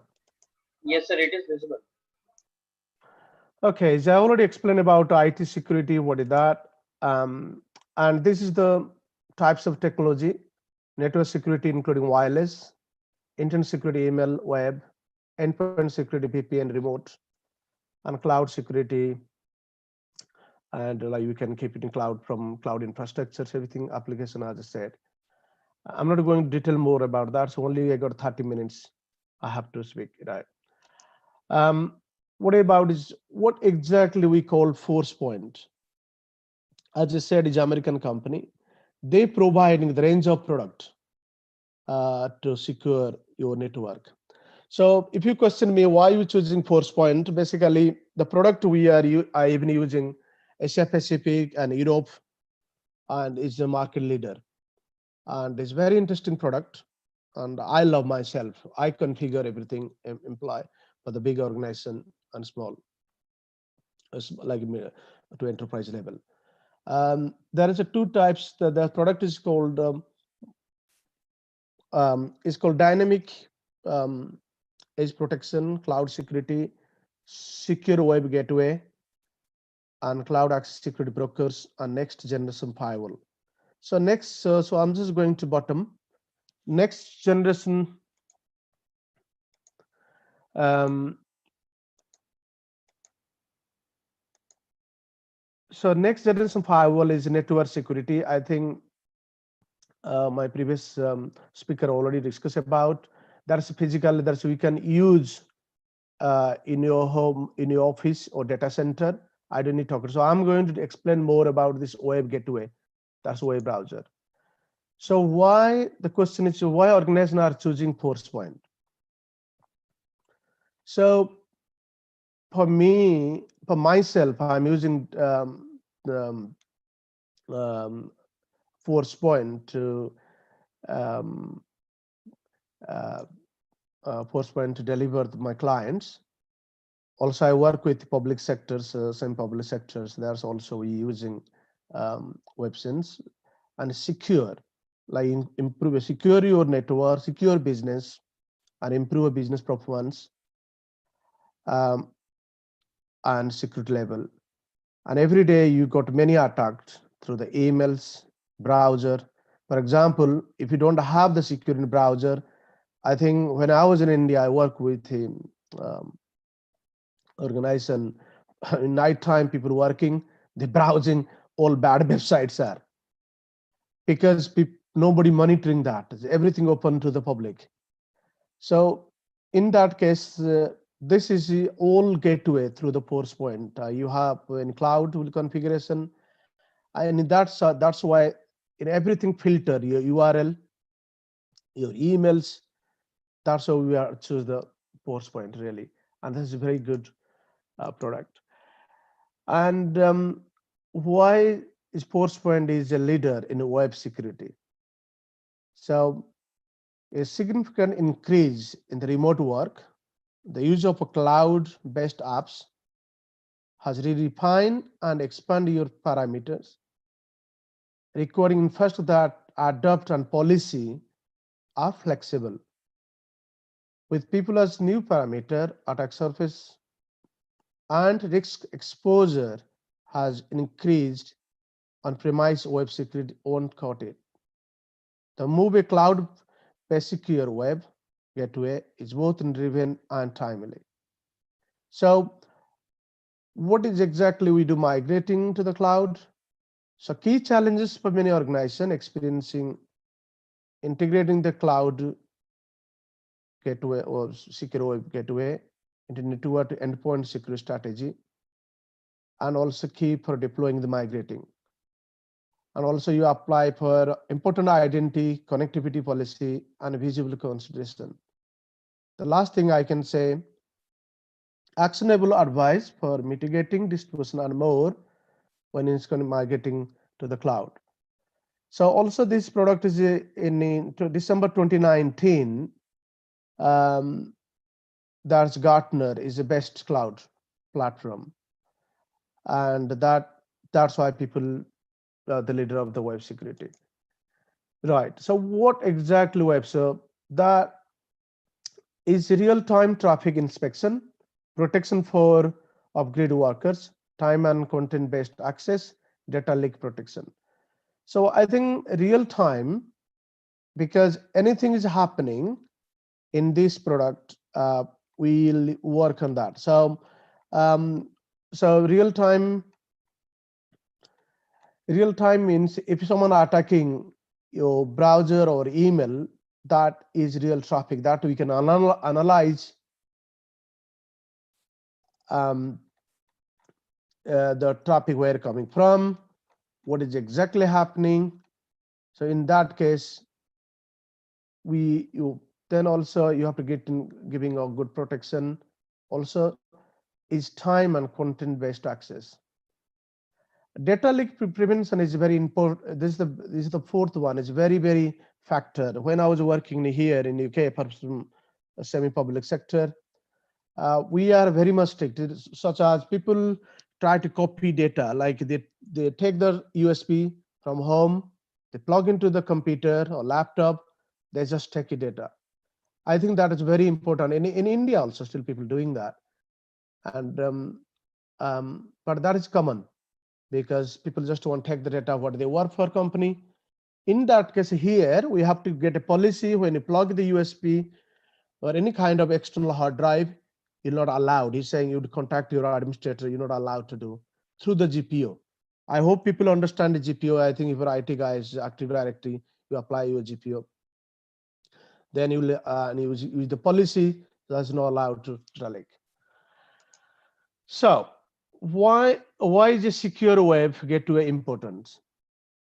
So why it is important really?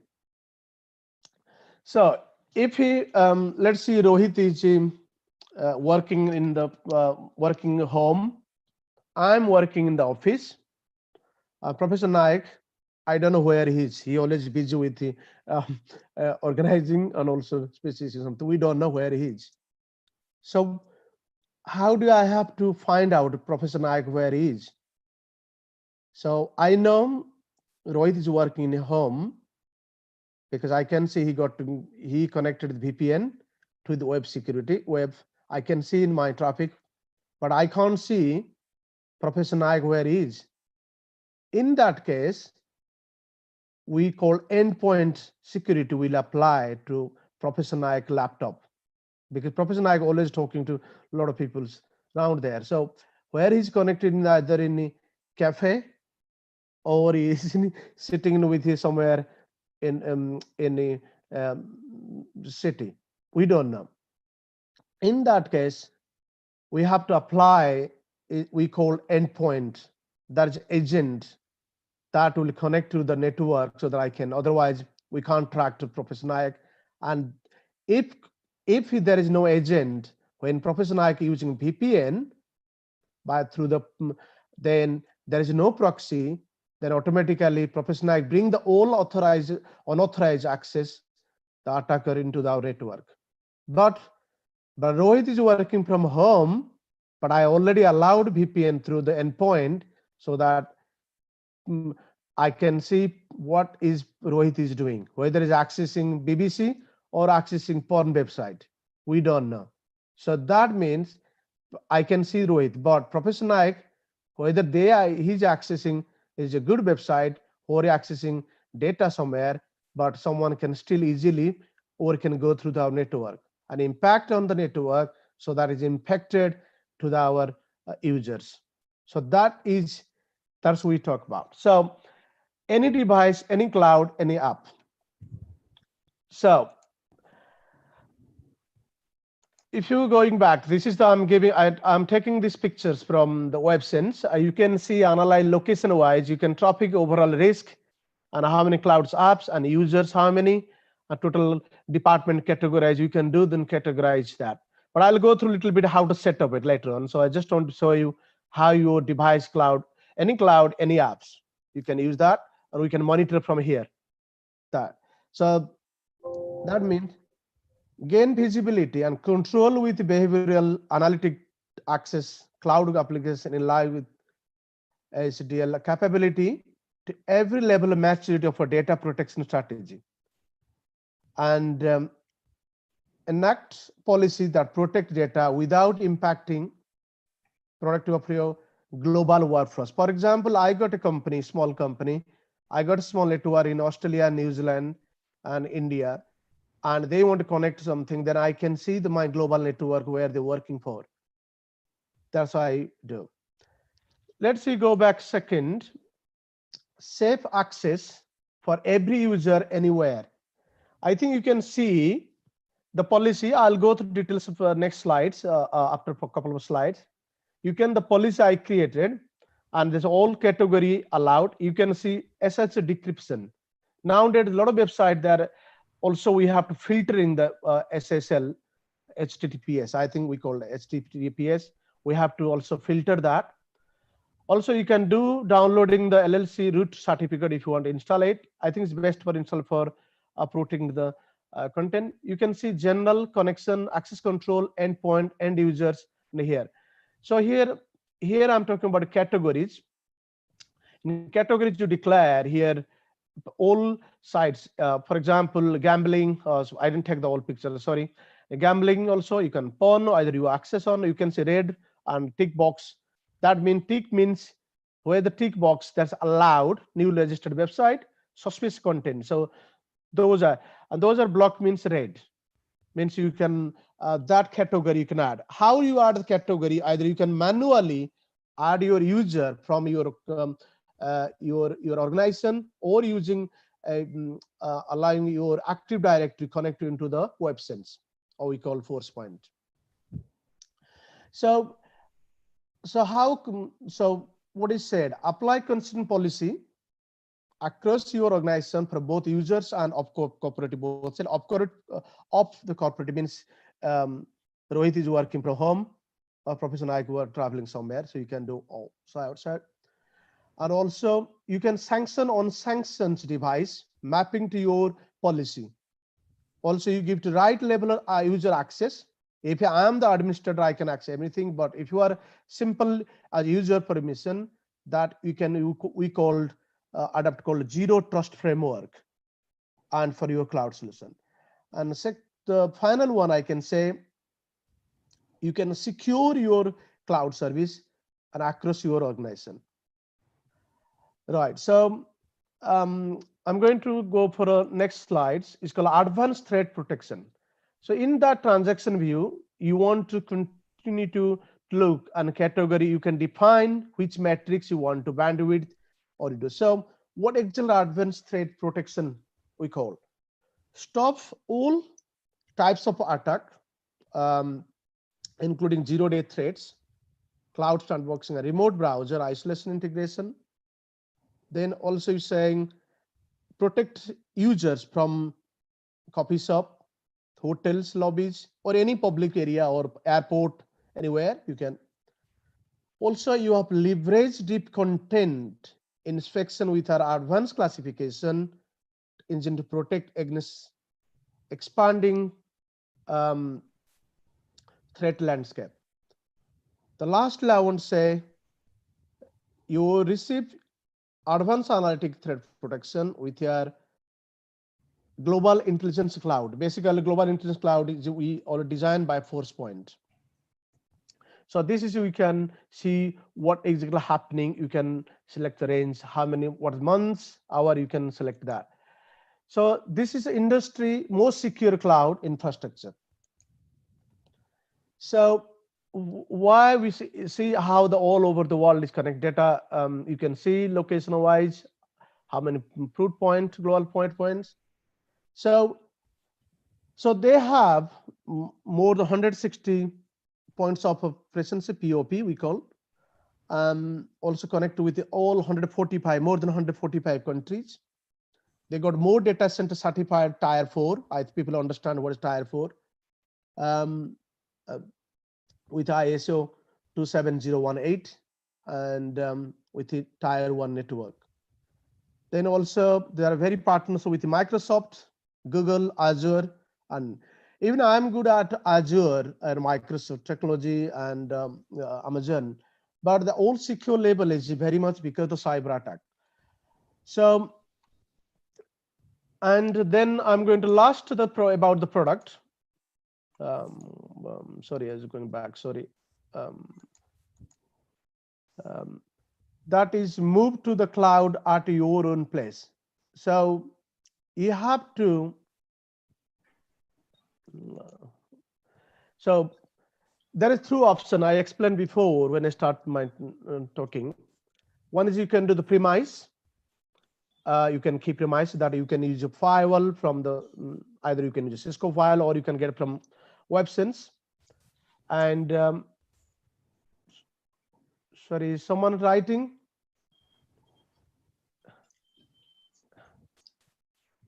Look like someone just writing. Malay Naik sir, just do one thing. There is an option at the top of the screen, that is the turn on the names of the annotators.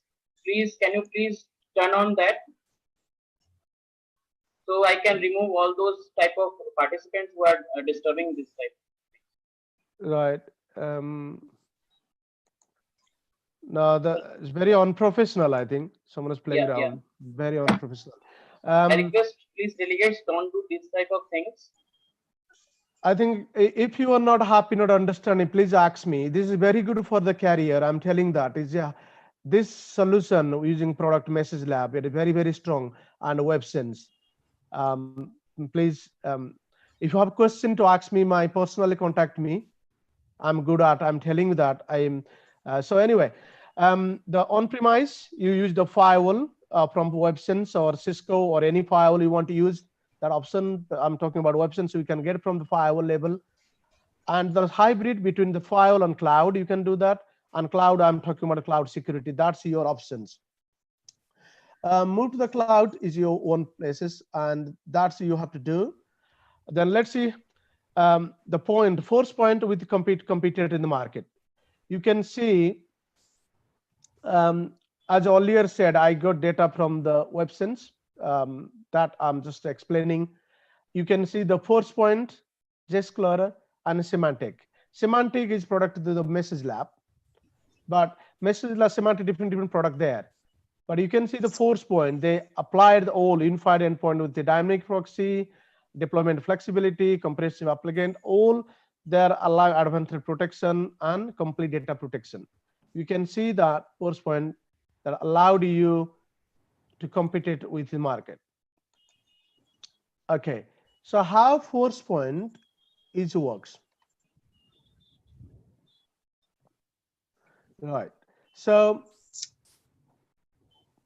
you can see, as earlier I said, yeah, you can see the policy we created in the cloud. Let me my laser take. So if you can see, where's my laser pen? Right, you can see this is Forcepoint Cloud, the policy. Then in policy under, you can see user authentication, SL decryption, content scanning, content filtering, file sandboxing, data security.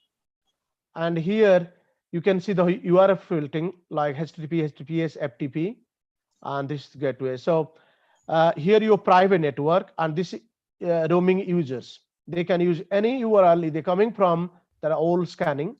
And here in your private network, you can see direct synchronization. Also, if you don't want to filter your browser, you have to bypass through the policy. There is a bypass option. You can add those URL or IP address that is not scanning, they're going to there. So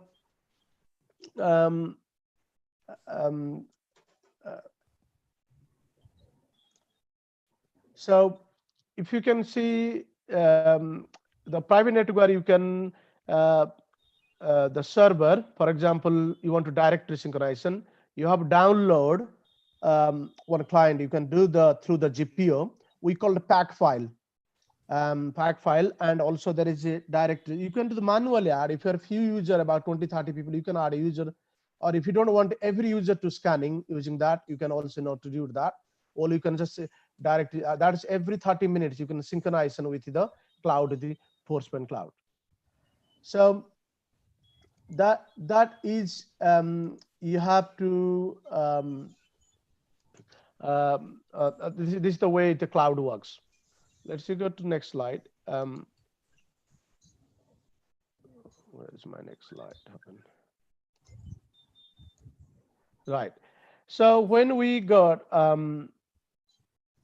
when you want to set up initially your portal creating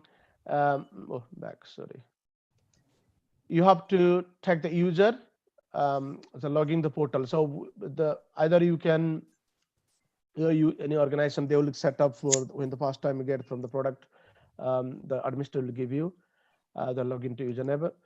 Then this is the first time you can use the United Kingdom or a second location, you can use anything, any country. So here this is the fourth thing you can set up. And number one, firewall setup. Second is end user setup, adding user, policy setup, and review. This is very important for your setting up. You can see, if you right side, you can see what we said: synchronize user from your Active Directory or enter user manually.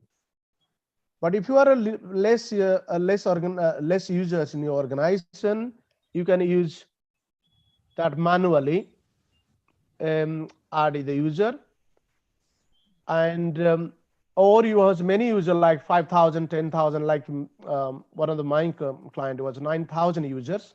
We're using Active Directory integration. So if you don't understand Active Directory, I think that's a different topic to understanding how integration to that's a different thing. But I'm just explaining how you set up. So first you make sure that everything, your file set up everything okay. And then adding the users. Then you're going to set up. Hello?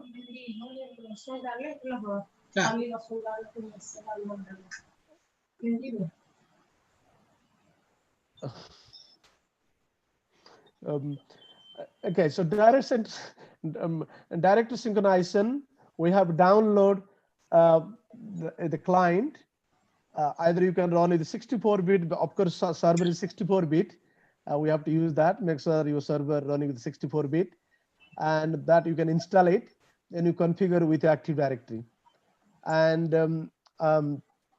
then you use it. I always use 30 minutes because sometime if you are by mistake wrong user, it will be synchronized direct to the system. That's why we keep 30 minutes sync. Then or using adding manual user that you have to create exactly what is it, my name Malaya Nayak, that user mnayak@itbuzz.co.uk, like that. So policy, most time we create the name default policy, as I said before. So you can create a policy. Sorry, I'm not taking a lot of slides here, so I'm just explaining what those are steps are. So the policy, you create a like create add, then you give the name, what the is you want to add, what security you want to add the site, or you want to bypass or anything monitoring. So that you define the policy. Basically, I want to tell you, this is a big product. It's a big lengthy topic. So I took, because it's not enough time to explain more details. So this is the step you have to do. Then in there also, you have to create a pack file. In there, that is called integration with GPO in your Active Directory, so that every time you can add or remove any URL filtering. Then also finally you want to testing, like review your what user you set up. Sorry, before you go to review, just want to say make sure that you test your browser compatibility, your integration of your network. Then one thing I want to explain here, sorry, I just jump here. This is proxy auto configuration file. That's we test with black spy, the standard file we call web defense global blackspy.com. This is the web sense their own. If is a standard URL, and this second one is identify your own policy applied. So these two policy, the pack file you can get, you can configure from the web sense. Okay, another factor I was talking to you, when you working from home or coffee shop, using endpoint, that's one of the client you will be install and connect to your browser and creating proxy. So that means every filtering you do, and we can see what is exactly happening on your laptop, whether you're going to try to contact any all logs, analyzing and going back to our monitoring. So this is you can see this proxy, you install the direct connection, whether you want to bypass that, but mostly unless you are administrator, remove that endpoint or disable it. If you are not, you're not unable to do anything. So you have to definitely go through our browser, that is organization browser. So the most users, they can't change themselves because the GPO is applied into the laptop. They can't change any setting, anything in your system administration. That's the way we're using endpoint. So before do anything, there is a lot of thing to do is we call forwarding traffic. Before I want to finish up this session, the forwarding traffic, including pack file, endpoint, file protection, IPsec tunneling, and proxy changing. Then that is more. But if you really want to more secure website, because more thing, you have to go to advanced feature that I don't think I have enough time to discuss about advanced feature. There's more time. So you will configure more, and also the email. So I'm going to put the one more thing. This is the way I'm talking. The email also same way. You have to allow the all user populated into the websites. They will check what email. If it's quarantine, they allow to your user, end user, to log in there to check that whether it is spam or filtering, they just to allowed or just to delete it. So that's to give you a notification to user. Okay, there is some blocked because the policy a high level or low level. If there are a high level in the policies, the contents of an email is picked up, is not delivered into your mailbox. In order to do that, you have to log into the portal, that end user portal. So then you go there, select that email, so that okay, I want this email. Please please allow to release to into my mailbox. So that is the email you do. But I don't think so I have enough time to discuss. If you need anybody to want to explain more about email security, web security, network security, I'm good at that. But please, I'm requesting, this is very, very important when you do. I have been working all over the world, many organizations using security, unless you have your own product, because it's a third-party vendor product is helping the organization improve the business performance and business solution for every organization. And due to COVID-19, I think it's very important for remote work from home and from traveling everywhere. So this is very, very powerful tools that help organization to secure. Unless otherwise, every time call IT company to pay more money. Oh, my computer not working, attack this, that, because people don't care about, they care themselves because they always surfing that they don't realize there's a lot of malware, spyware, grayware, all attack there through the in society in the internet. So it's in order to do that, I think the best thing to do, you have to control your premise, control your performance, control your business, and you have to keep a mindset with the security. Then you will achieve, end of the day, the business will achieve. Thank you very much. If you have any question, please ask me. Thank you so much, Malay Naik sir. There are several questions that the delegates has asked. The first question is, sir, many companies have their security on their app or application, but why there is a hacking taking place or threat on their application? Right, that's very is very interesting question, and usually I ask for the other questions when I was not when I was learning IT. So basically, the algorithm we developed, the whole organization, those are security companies such as Message Lab, Web, GFI, or WebSense, or we call ForcePoint. They have algorithm. Is not everything understanding. Sometimes the hackers, because they try to damage, so they have to read the real time, and once done, then apply the security level. But there's nobody give 100% secure everything, because nobody predicted what will happen. Algorithm can write many way. As I am also as a researcher in technology, algorithm can anything, because that's why if everything controlled by the company, then the business will not go further down. Because that's why they when they find something happening, they quickly read what algorithm happened. They apply the security patch. You can see every Tuesday Microsoft release the security patch, because of what they can analyze the market, analyze the systems, what is happening in the world, what is happening, they apply. So same way, if there is not security, nobody can give 100% security, even not any company, even Microsoft, Google, and nobody, because that's day to do to learn what as you go. So that's what we have to do.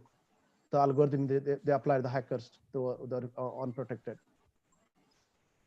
So, sir, Dr. L.C. Bisnoy has asked, what common points to be noted by a common man to take care for IT security in Indian context? Either in India or anywhere, as a common person who is illiterate and IT illiterate, they are normally, because nowadays India has produced number of engineers.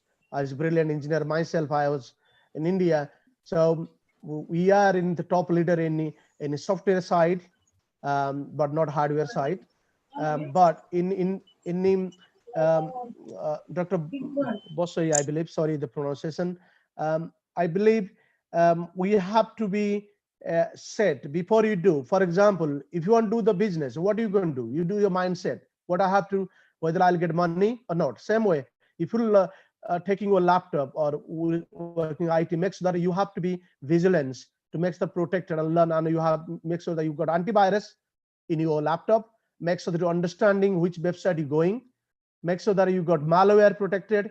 That is normally people do. If I'm not, I don't know. That means they, when he buying the laptop, desktop, or computer network, make sure that in the place that common man who has to understand. If he doesn't know anything, he need help from the IT company or IT professional to help to set up before using anything. If you have any concern. So thank you so much, Dr. Malanayak, sir. It was a very informative session from your side, and you have just enlightened us about how we can make our IT equipments as well as our browsing more secure and more useful. So thank you so much, sir. With these, we will move towards our third session. Yeah, sir, Nayak sir, do you want to say something? Yeah, just I express thanks to Malay. Malay, because he is always available with us whenever it shows the extensive love and affection to CSI as well as our group of institutions. And he had really delivered a very good talk, and with the in-depth knowledge with the different aspects of the security, particularly web security. And the thing is that what he has mentioned, that is very much relevant. One thing was mentioned that somebody has asked a question. Everybody, the companies have their own app for the security point, but still then hacking is being taken place. He has told very good thing, because the apps what have been developed, that has been developed with the probability that these kinds of things can happen, so that amount of algorithm, the algorithm consists of accordingly the coding and all these things, instructional, all these things. But hackers' mind always going in the real-time thinking. So that is why which cannot be incorporated within the algorithm, because the thing is like that. Because anyhow what you have told, that can be reduced. The threat can be reduced, but anyhow it cannot be removed. It is not so easy to remove. Another point what you have told, Dr. Bisnoy has asked a question that what do you have to do in the Indian context for the IT security? The thing is that he has explained very well. The Indian, obviously, they no doubt very, very good in the software, very strong in the software. And for software platform, we are definitely unparalleled to many of the youth, many of the developer of the another country. Because we are very good in software export. We are the second in the world next to the United States of America, because we produce the good quality of software. And even our domestic consumption is also very huge. And we are very much acquainted. But one lacuna is there, and he has rightly mentioned, we are not so much good in so far as the hardware and the equipment level things is there. But the thing is that when the software is being executed, the thing is that hardware interfacing should be also there. And we the people, and we are having the application, all these things, we have developed the security app and all these things. But in many of the cases, we are not having that in-depth knowledge on which platform our security apps are being flowing, our security apps are being moving. That is the main thing. That means unless we can have a cheap level manufacturing concept, unless we are having the hardware, the total depth knowledge of hardware, as well as the system software which activate the hardware, that knowledge we don't have. So we cannot be very much, it is not very much easy to interface the concept, to integrate the concept, so that our security apps and other our security provisions will be very much foolproof. That is the thing what he has very nicely explained, So this is the main thing, and I think that has solved many purposes of the today's webinar. Thank you, Malay. Once again. Thank you, sir. Thank you, everyone. So if you Once have again, any thank you, question, thank you. Yeah, yeah, sir. One last question is there. Yeah. Yeah, from Sonali.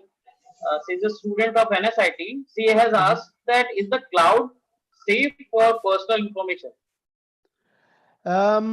Yes, that is a lot of raised question everywhere. Even myself, I'm not using what is called Apple Cloud. You know, when you got iPhone, you want cloud to keep data.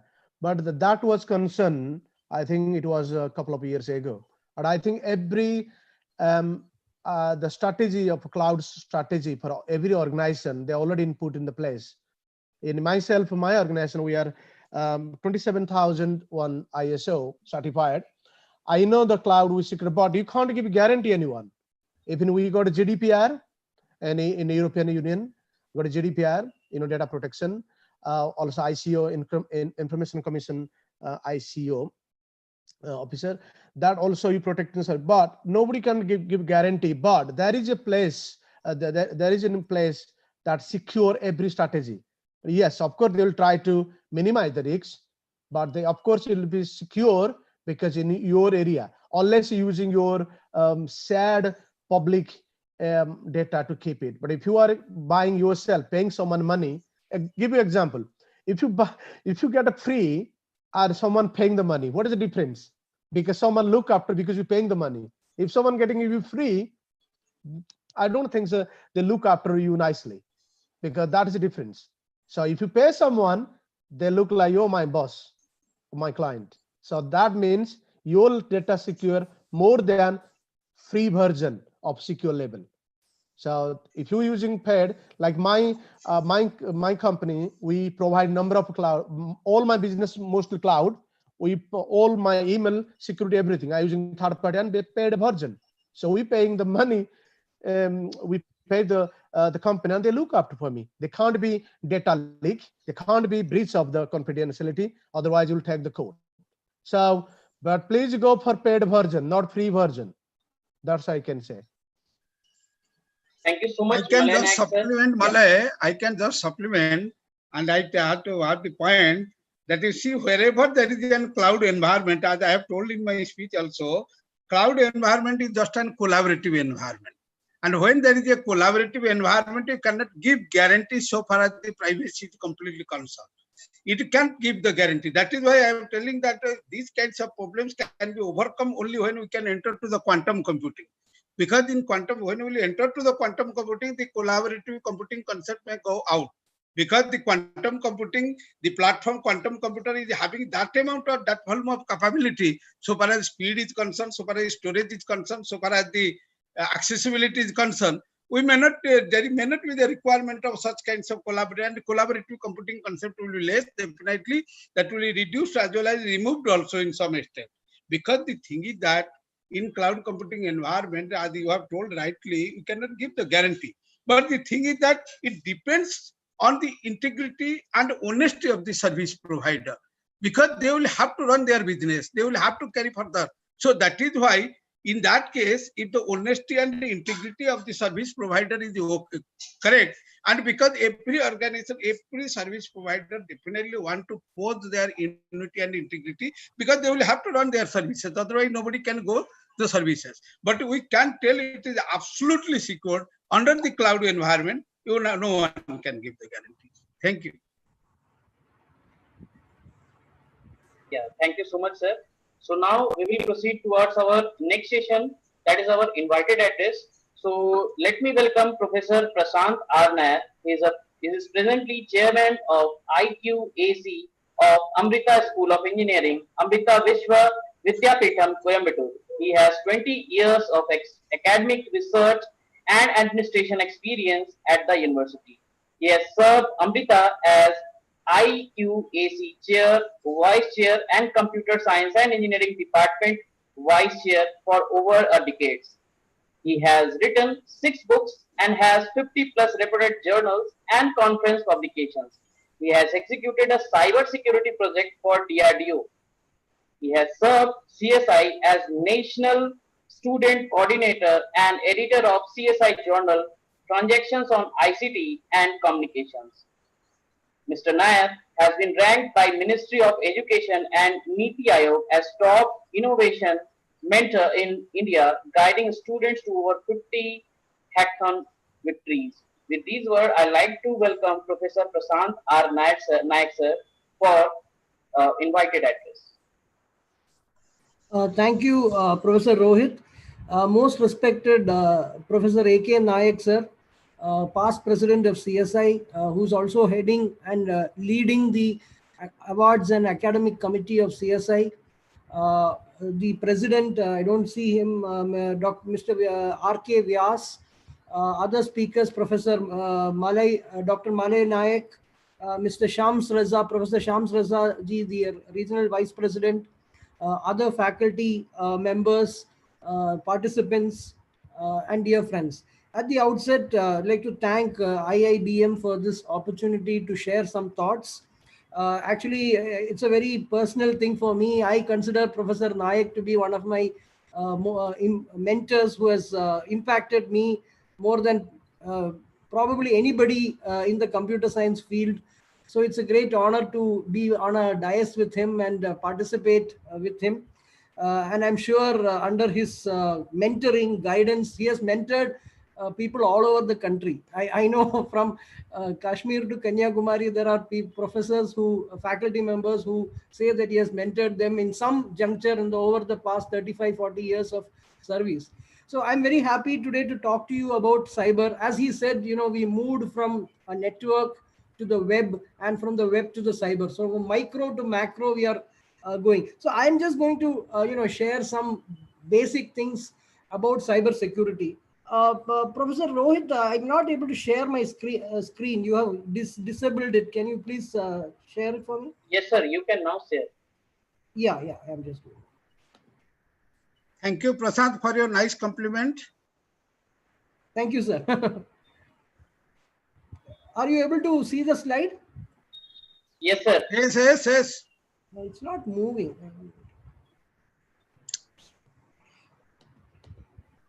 Yeah, okay. So, okay. See, today we are actually living in a very changed world. The COVID-19 pandemic has actually been a big, moved us to a new normal. What we are seeing, as Professor Naik told, is that we are seeing us embracing all aspects of ICT, whether it is towards education 4.0, towards industry 4.0, towards supply chain 4.0. So we are seeing that across the board, whatever be the sector, whatever be the vertical, there is an acceleration towards ICT. And industry 4.0 means you are using high-tech ICT technologies, whether it is robotics, big data, 5G, machine learning, data science, and so on. And in such a world, we are going to see a huge change. We are going to see a huge change in the sense that, see, we are now, all of us are faculty members. We are used to go to a classroom, deliver lectures to the classroom, go to the lab, see how the students have executed the projects, value the lab exercises. Now, all this is totally changed. We are now seeing all of us move online. Most of the classes, Honorable Vice Chancellor Patil was telling, entire semester, entire courses have to be run online. We need ICT to make the judicial system more agile. Professor Shams Raza was telling, entire semester is online. So we are going to see this trend of completed blended learning. Now, I don't see in the future what may happen is that many classes may be online, many classes may not be online. As far as an ICT professional is concerned, everything can go online. Labs can be online, project reviews can be online, assignments can be online, and so on. Perhaps for other branches of engineering, it may be a little difficult. But what is now going to happen is cybersecurity is going to be paramount because the entire world is moving online. The cybersecurity paradigm is going to take a lot more importance, and we will need to secure not only our hardware, our software, our network, our platforms, and of course the cloud. Because the cloud depends upon the integrity and the security of the provider. Now, if you see in the last 20, 30, 20 years from now, there have been so many cyber attacks. Now, I'm just telling a few case studies. In February 2000, Yahoo, Amazon, Buy.com, CNN, eBay were hit with a massive denial of service attack. And even the American president talked about this attack. And if you see the numbers, the US FBI estimated that this attack cost $1.7 billion in damage. You can just imagine, somebody has written a code. It may not be a student, it may be some cyber terrorist or cyber developer, but the damage one person has done. Somebody told about this worm in the earlier sessions. The slammer worm. Slammer worm cost $1 billion in losses. 13,000 Bank of America ATMs failed. Several airline flights were cancelled. American elections were affected because of the slammer worm. And this is not 2020, this is 2003. So you can imagine the trend that has been there. A company called WorldCom, which used to, whose routers were used for the internet traffic. 40% of the world's internet traffic at one point of time was routed through the WorldCom servers in the US. This company, after a cyber attack, filed for bankruptcy. They were closed down. So that's what I'm saying. These are not today. These are 15 years back. So we are living in a world of several vulnerabilities, several issues, and it is absolutely important that we have to be secure. We have to be careful. We have to consider our security. We have to consider our privacy. And this is what is paramount. Now, today there are so many cyber threats. You know, there are people who are looking for your SSN, your IDs, your passwords, your bank accounts. There are people who are looking for getting your PIN number. You're going to an ATM and trying to put your swiping the PIN and taking money. There are people who are trying to even steal that PIN number.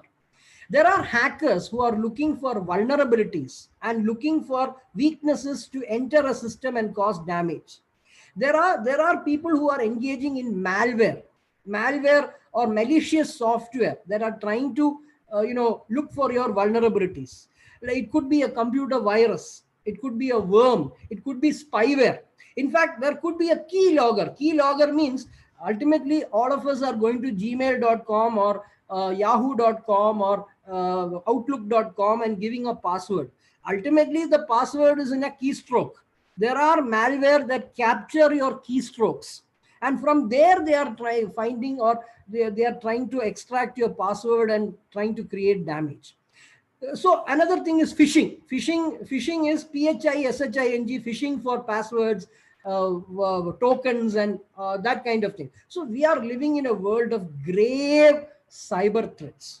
What do we do? See, and this is what I've been trying to tell you. We are increasingly dependent on the internet, and the COVID pandemic has accelerated the way we do our business, the way we communicate, the way we take classes, the way we engage in stocks and shares, the way we go to the bank, the way we buy stuff, the way we buy our groceries, the way we pay our electricity bill. Everything has been impacted, and obviously COVID has accelerated that. So what do you do? Now, the first and the most important thing that I would like to stress to all the participants is cybersecurity starts with and ends with us. You are the most important stakeholder. Cybersecurity starts and ends with the user. You have to be careful. You have to do certain things that you do not expose your vulnerabilities. You do not, give them fodder to attack you. So that's the first takeaway that I would like to say, that cyber security begins, privacy, information security begins with we as the individual. And what can we do as an individual so as to secure our own system? And when we secure our own system, our enterprise, our home, our company, our college is secure. So the first and the most important stakeholder is you as a user. How do you protect your cyber security? How do you protect your privacy? Now, cyber security is the goal of cyber security is protecting our information and information systems. All our systems. It could be, if you are looking at a personal user, it is your email, it is a software that you are using, it is a word processor that you are using, it is the spreadsheet that you are using, it is the network software that you are using. If you are a college, it is a computer labs, it is your office computer, it is the administration computer.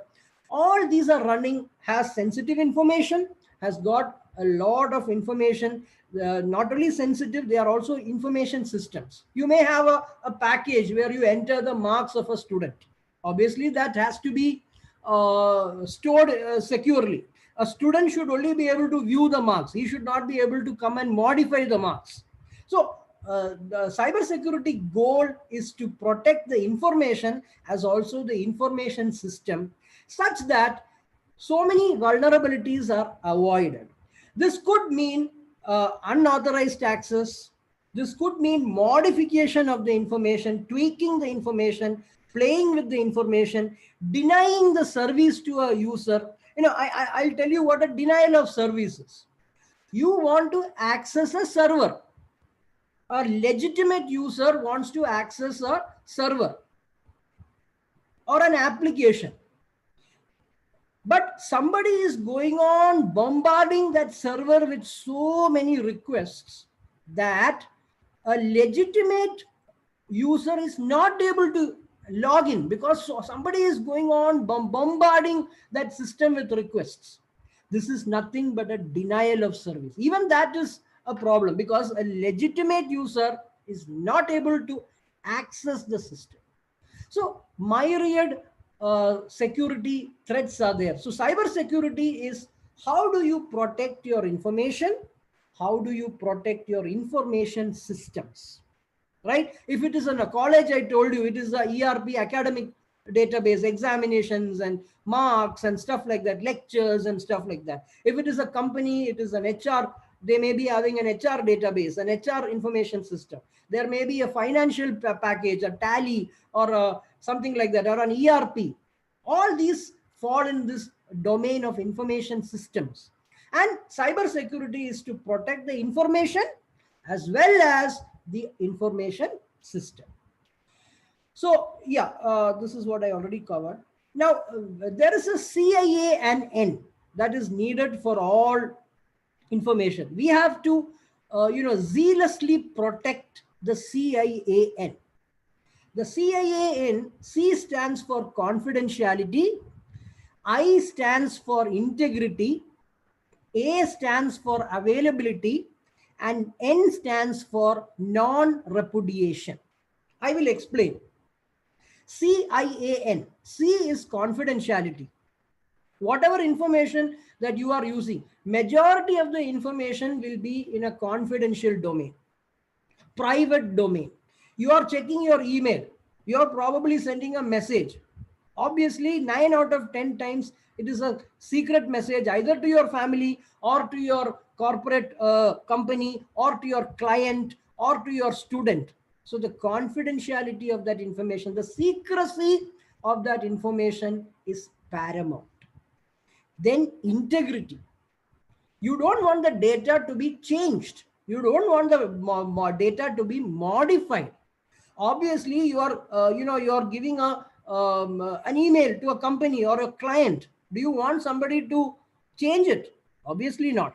Do you want somebody to look into it? Suppose you are giving a client a purchase order or a quote, asking him for a quote, and the client, you are giving a quote. If your competitor gets the quote, obviously he can go for a lower quote and put you out of business.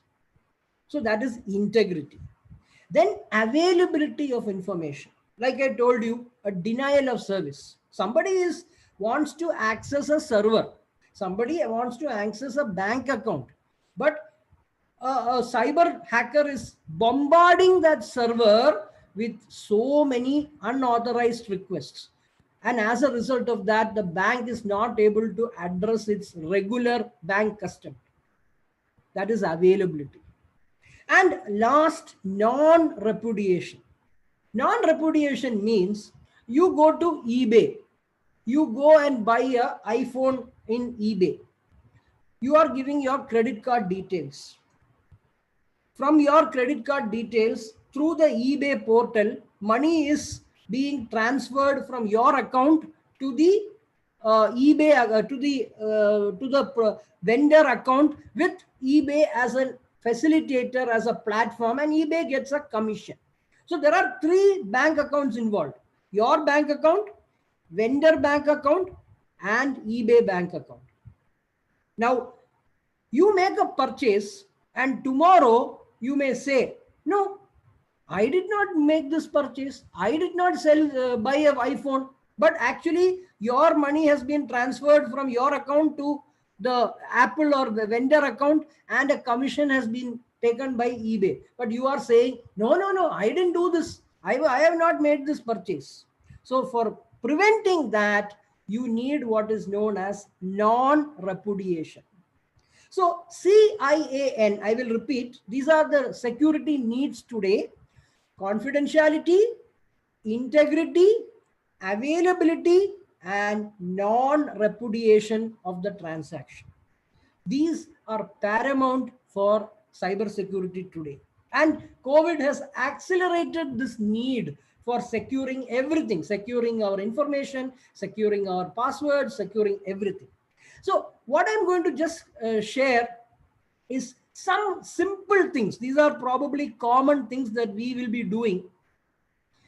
Common things. These are not, this is not, very technical. This is just commonsensical things that each of us can do. Like I told you, cybersecurity starts and ends with you as the user. The user is the most important stakeholder. Cybersecurity begins and ends with you. And what can you do to do this? Simple actions that each one of us, it can be a student, it can be a faculty, it can be an industry person, it can be a government person, all of us can do all these things. These are very, very simple. Never share passwords. Protect the passwords. We have to be very, very clear. I'm sure many of us, I'm telling you, use very simple passwords. Your name, your full name, or some of them use password. Some of them use ABCDEF, 1, 2, 3, 4, 5. These are all very, very easily breakable. Generally, people, you may put your wife's name as a password, husband's name as password, spouse's name as password, children's name as password, date of birth as password. These are very common mistakes all of us do, including me. Second thing, we also probably have a single password. You have a Gmail account, same password. Bank account, same password. Official email ID, same password. Facebook ID, same password. Instagram, same password. These are all, it is a cause, you're putting somebody for failure. It's quite likely that if somebody is gaining access to your password is the same for everything. The same person who hacked into your bank account can go to your Facebook page and put a dirty post. Same person who stole your money from the bank account can go to your email and send a mail to the police that I have done it. You can give a confession statement. So passwords have to be protected. Never, never, never have the same password. You may have to have different passwords for different applications. That is the best way to protect yourself. Email, have a different password. Bank account, different password. And this password has to be as complex as possible. Make it an alphanumeric string. In fact, when you are using a Linux-based or a Ubuntu or a Unix-based system, it will automatically ask you for a complicated password. Today, if you are trying for a Gmail ID, Gmail is now become very intelligent. Gmail also asks you for an alphanumeric password where you are giving characters, uppercase, lowercase, numbers. You also need to give the, special characters, hash or and ampersand and those kind of things. So keep passwords secure. Now you will ask me, oh, if I have 5 passwords, it's very difficult to remember. Sometimes, you may have the password of your children's account, wife's account. What do? Store them in a very, very safe place. If you have multiple passwords, it's very difficult. You can have it in your purse. Nobody has access to your purse. But if you put it on your computer, stick it in a post-it note, in a sticky note in your computer, anybody can come and steal it. So have a very secure way. Have multiple passwords for different applications. Store these passwords somewhere. Now there is a way you can have a password vault is there, like LastPass and KeePass. These are popular in America. I think in the DigiLocker, I'm not very sure, Ministry of Government of India's DigiLocker also, there is some way to store password, but I'm not very sure. Probably our speaker from NIC would be able to give. But moral of the story, keep passwords safe, have different passwords for different applications, and always use complicated passwords. Prevent identity theft. Somebody will ask you for send an email. What is your bank account number? I'll give you this much money. This is also social engineering actually. I will give you a lottery. I will give you a free iPhone. Send me your social security number, Aadhaar card. Give me your PAN card, driver license, bank account. All these are dangerous. No proper service provider bank will ask for this. If they do, they will have multiple levels of check, right? They will not never send it by WhatsApp. They will never do it also. They will call you and say that, I'm going to send a mail regarding the bank. You have to do a KYC, know your customer. Actually, KYC is meant for preventing identity theft. Don't give these anywhere. Keep it only to yourself. It is a confidential information between you and the bank. Nobody else needs to know. Nobody else needs to know your Aadhaar number.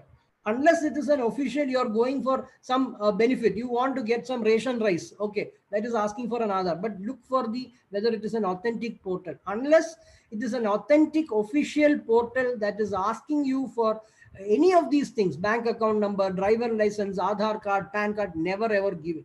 People don't need to know. It is a need to know basis. It is a confidential information. Now, many of us, I'm just telling you, when I lived in America, I remember I was sharing my room with a roommate. So he got a job. I asked him, okay, what is the pay package? A very common question. He was a PhD student. I was there as well for a small teaching assignment. I asked him, what is your pay, what is your salary? He said, actually, under law, my salary is a private contract between me and the company. I'm not supposed to tell anybody. So that is the nature that you have to maintain the confidentiality. Unless all these things, your Aadhaar number, bank account, all these are on a need to know basis. Unless it is an official requirement, never ever share that. Also, your bank transaction. See, whenever now we are doing a lot of bank transaction. We are using credit cards, debit cards, left, right, and center. We are using all these things. Okay, fine, use them, but keep a track. See, ask for your bank statement. It is your job. They will only send you a quarterly bank statement or monthly bank statement. I don't know. Depends upon the bank. Ask them for a bank statement very regularly. Ask them for a credit card statement and ask them, is your bank, I'm having a credit card, can you give me a credit worthiness? How do I do? How am I in terms of credit worthiness? Every bank has some mechanism to determine the credit worthiness of an individual. Some cases they may not fully disclose, but still you can definitely ask them, what is my credit worthiness score? Is it good, bad? How is it? You need to get this information. This is to prevent identity theft. Beware of phishing. Phishing means people will ask you for your personal information by asking you to give your username, password, and it will come. I am calling from, the email ID will say, I am from Florida State University IT Services. We are doing a maintenance of your system. This maintenance requires you to give your username and password. Please give it. And when you see the email, it will say Florida State University. But when you check the email ID, it may not be anything to do with Florida State University. No organization who has a proper IT policy and IT user policy will ask you this, because ultimately they have only given you this password and user ID. They will not ask you. They will send somebody and tell, okay, there is a maintenance happening. So these kind of phishing mails have to be avoided. Never ever give your username, password, including bank account number, password. These things should not be given anywhere. Tips to avoid phishing scams. There will be messages says immediately, please send it immediately or you will lose your job, you will be thrown out. These kind of messages are all kind of thing. Instead of clicking, type the website address. This is because some messages and some websites may be spoofed. Spoof means even the email ID may have a valid ID, but actually it is going to some other place. So always when you get a website ID, don't just click it, copy it and try and type it out. But the best thing is avoid these kind of things. Before clicking, hover over or long tip a link to display the true and whether it is linking to a reputable thing. So never ever run attachments, exe files, free iPhone, free trip to London. All these are all fraud. Nobody will send by email. If you click this, you will get this thing. But obviously, these are things but it's very important. We have to be very careful because there could be something which you click and it can install a spyware in your computer. It can install a malware in your computer. So that is why these kind of messages, before you read them, just delete. Never ever think. No bank, no college, no company will ask you for username and password. Their IT service person will come and tell you what you have to do. So these are all commonsensical things. Avoid malware. Do not be wary of invitations to download software from unknown sources. Clicking advertisements, because these generally result in ransomware, spyware, and adware. In the name of in the name of advertisement, you will get a free T-shirt, free iPhone. You click something, you will get not only will you get nothing, it will without you knowing some sort of spyware or malware will be what should I say, stored in your computer, will be installed, and you are going to be in trouble. There are very serious things, like you are going to a Gmail ID or you are going to a bank account. You obviously need to give a password. There are software that will capture the keystroke. So if I have a password, say CSI transactions, I will be pressing C, then S, I, T. Those keystrokes can be copied. It's called a keystroke logger. So whatever keystroke is there, it will be copied. And from there, even though the person who is copying it will not see it, it can be stored in a text file. And then it can be copied and people can hack into your system. So these kind of dangerous software are there, malware and spyware and malware. Always have please do not go as our Dr. Malay Nayak said, sometimes certain things are very free, but they don't help you at all. You can never survive on a free antivirus software. That's not going to help you at all. The reason I'll tell you, go for a proper antivirus software. Pay for it. It is an investment for your organization. Pay for it. Why I'm saying is, you download something, use it for 10 days. Okay, 10 days you use it. After 10 days again you download. This is not going to help you. Reason is, every day new viruses and worms are coming. If you are if you have subscribed to say McAfee or Windows Defender or Norton antivirus software, these antivirus software are capturing the virus signatures every day. And they are sending you periodic updates. So what I'm trying to say is, suppose you bought a McAfee antivirus 3 months back. In the last 3 months, you would have got several security updates, security patches. These patches can be downloaded and it captures all the new viruses or worms or Trojan horses that are coming on a daily basis. So these are all captured. If you go for a free antivirus, that is not going to happen. Today you download, you use it for 3 months, then again download. But please understand, in the last 3 months, new viruses have come, new worms have come. So I fully second what Dr. Malay Nayak was telling. Things that come free may or may not have the quality. Better go for a commercial antivirus software. These are all things that are needed. These are investments for your future. Now, I'll give you another example. Many of us are in the academic fraternity. All of us are doing research. It is absolutely necessary that a university or a college has got an anti-plagiarism software. I'll tell you why. In the thrust towards better papers or higher number of papers which result in career advancement, and people take shortcuts.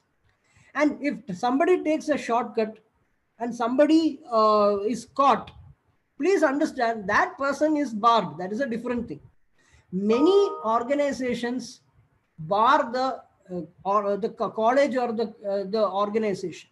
There are cases where I know as part of IEEE, there is a list that comes to IEEE office bearers. These are the authors that are banned and these are the organizations they belong to. So the damage is so high. Don't go for shortcuts.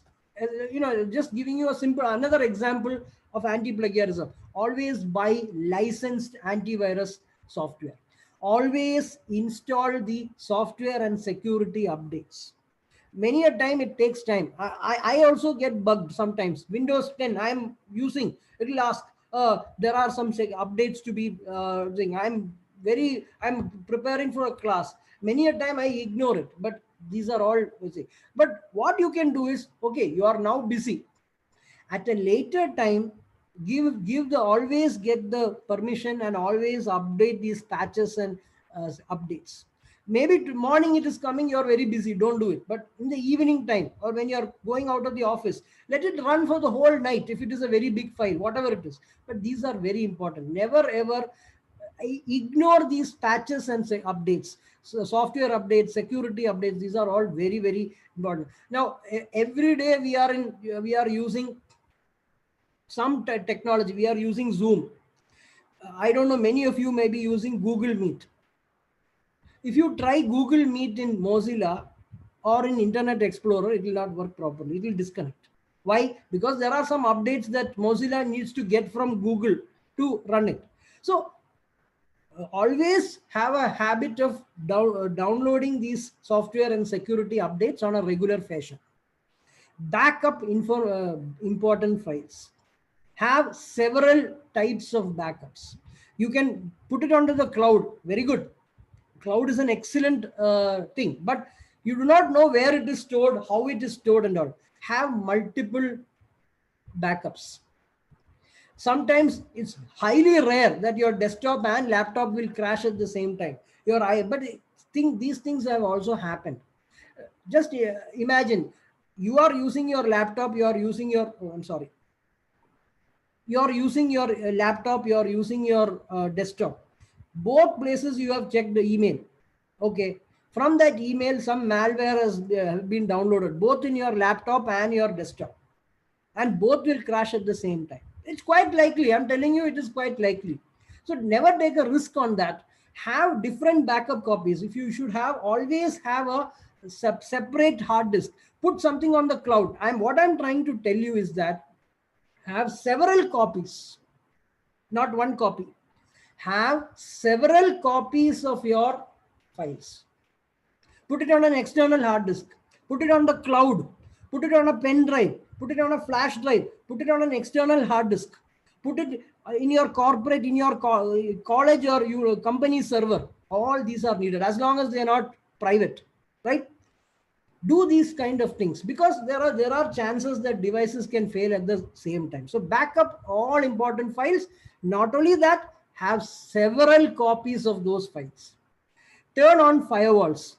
So Dr. Malay Nayak was talking of a security solution, an integrated solution, cloud, in-house security, perimeter security, and so on. Always have the firewall. Update your firewall policies. See, because you may be having clients, you may be have other enterprises. How do you connect to your network, to your suppliers? That is called an extranet. So have policies that are useful and beneficial not only for the intranet is within the company, but also have policies for firewall usage with the extranet. Extranet is nothing but your network of suppliers. So always turn on firewalls, improve firewall policies. Social engineering, I told you, you'll get, I will give you a free iPhone. I will give you a free trip to London. All these are very, very dangerous things. Be very aware of what you post on social media, because remember, see, today we have to understand that our digital footprint is as important as our physical footprint. The digital footprint is as important as our digital footprint. So digital footprint, what you are posting on social media, what you are posting on Facebook, what you are posting on Instagram, what you are posting on Twitter, what you are posting on WhatsApp, what you are sharing on WhatsApp, all these things you have to be very careful. You have to also check the privacy settings, privacy settings. Even now I remember, I think 1 year back, early morning 4 a.m. I'm getting a call. I'm getting a call from my sister. She lives in California, and she's going on shouting. I can't even hear what she's telling. She's just going on shouting. And I said, you wait, I'm half asleep. It's 4 a.m. in India. It might be 4 p.m. in California, but you please shout, in native language, Malayalam, she was going on shouting. Then I said, okay, I cooled off. Then I asked, what are you shouting about? I don't understand. Then she said, you look into your Facebook page. You see, I'm a passionate user of Facebook. I use Facebook. I post almost every second or third day. You look, there is a very dirty photo in your page. When I looked, somebody had tagged me and put a dirty photo. See, my network of say 5,000 friends and hundreds of followers will only see the dirty photo. They do not care whether I have posted it. They'll think I have posted it. So check your privacy settings. Ask explicit permission. You are using social media, very good, but check all the privacy settings, whether it is Instagram, Facebook, Twitter. Look for the privacy settings. How is it? If somebody is tagging you, do they need to ask you permission? And put these settings in such a way that you approve them. Otherwise, don't allow yourself to be tagged. Don't allow somebody to post something on your wall, your Facebook wall, without any approval. These are things that you have to do. So that's all from my side. Of course, mobile phones maintain physical control of mobile this thing. When you are not using the wireless connectivity or 3G or 4G, just switch it off. Don't put it. We are not using it. There's no point in because it is also going to guzzle bandwidth from the network. So these are simple things that you could. I'll just go to the remember, cybersecurity starts and ends with you as an individual. As an individual is the most important stakeholder. It starts and ends with you. Only if you are safe, you can secure your college, you can secure your classroom, you can secure your company, you can secure your enterprise. You have to be first safe. And these are simple tips that one can do, to secure your enterprise, secure yourself, so as to speak. Protecting passwords, preventing identity theft, careful of phishing, avoiding malware, running antivirus software, installing updates, backing up information, important files, turning on firewalls, and so being careful about social media and mobile phones. That's all from my side. I didn't go for a very technical presentation. I just wanted to focus on commonsensical things. Thank you so much for this wonderful opportunity. It's a pleasure. I wanted to add, I don't know if Dr. Nayak sir is there. There are a lot of few participants, friends that have joined from Bhutan. It's a really a great thing to have you for this seminar. Thank you very much. I'll be happy to answer some questions. Yeah. Thank Thank you, you so much. Prashant. बहुत बढ़िया. Thank you, sir. Excellent presentation. So, So thank you so much, Nayak sir. There are several questions. There are several common questions that some of our delegates has asked that is it safe to store the password as in on our browser, as browser already stores our password and user ID. Yeah, but today browsers come with see. I'll just tell you, you are giving say you are giving a Gmail ID, you are giving a password, right? But when it is on the screen, it is encrypted. It becomes some star star star star star, right? So normally all email systems and browsers have got an in-house capability to encrypt the password such that when it becomes a token and travels over the cyberspace, it is not hacked. But there are people who are able to even find out a way to hack into those things. So it is not very safe to do that. You would if you ask me, you should not let the, even if your computer is, you are the only person using this computer, you can save your password, that is fine, but you never know, it's not safe. In fact, from a personal safety point of view, every time I go into my Gmail or my office account, I put the password, I don't ask the computer to save it. I think that's a more healthy trend. You never know, it can get leaked. That's a more prudent security perspective. So thank you so much, sir. Is there any more questions, delegates? You can just write down it on your chat box.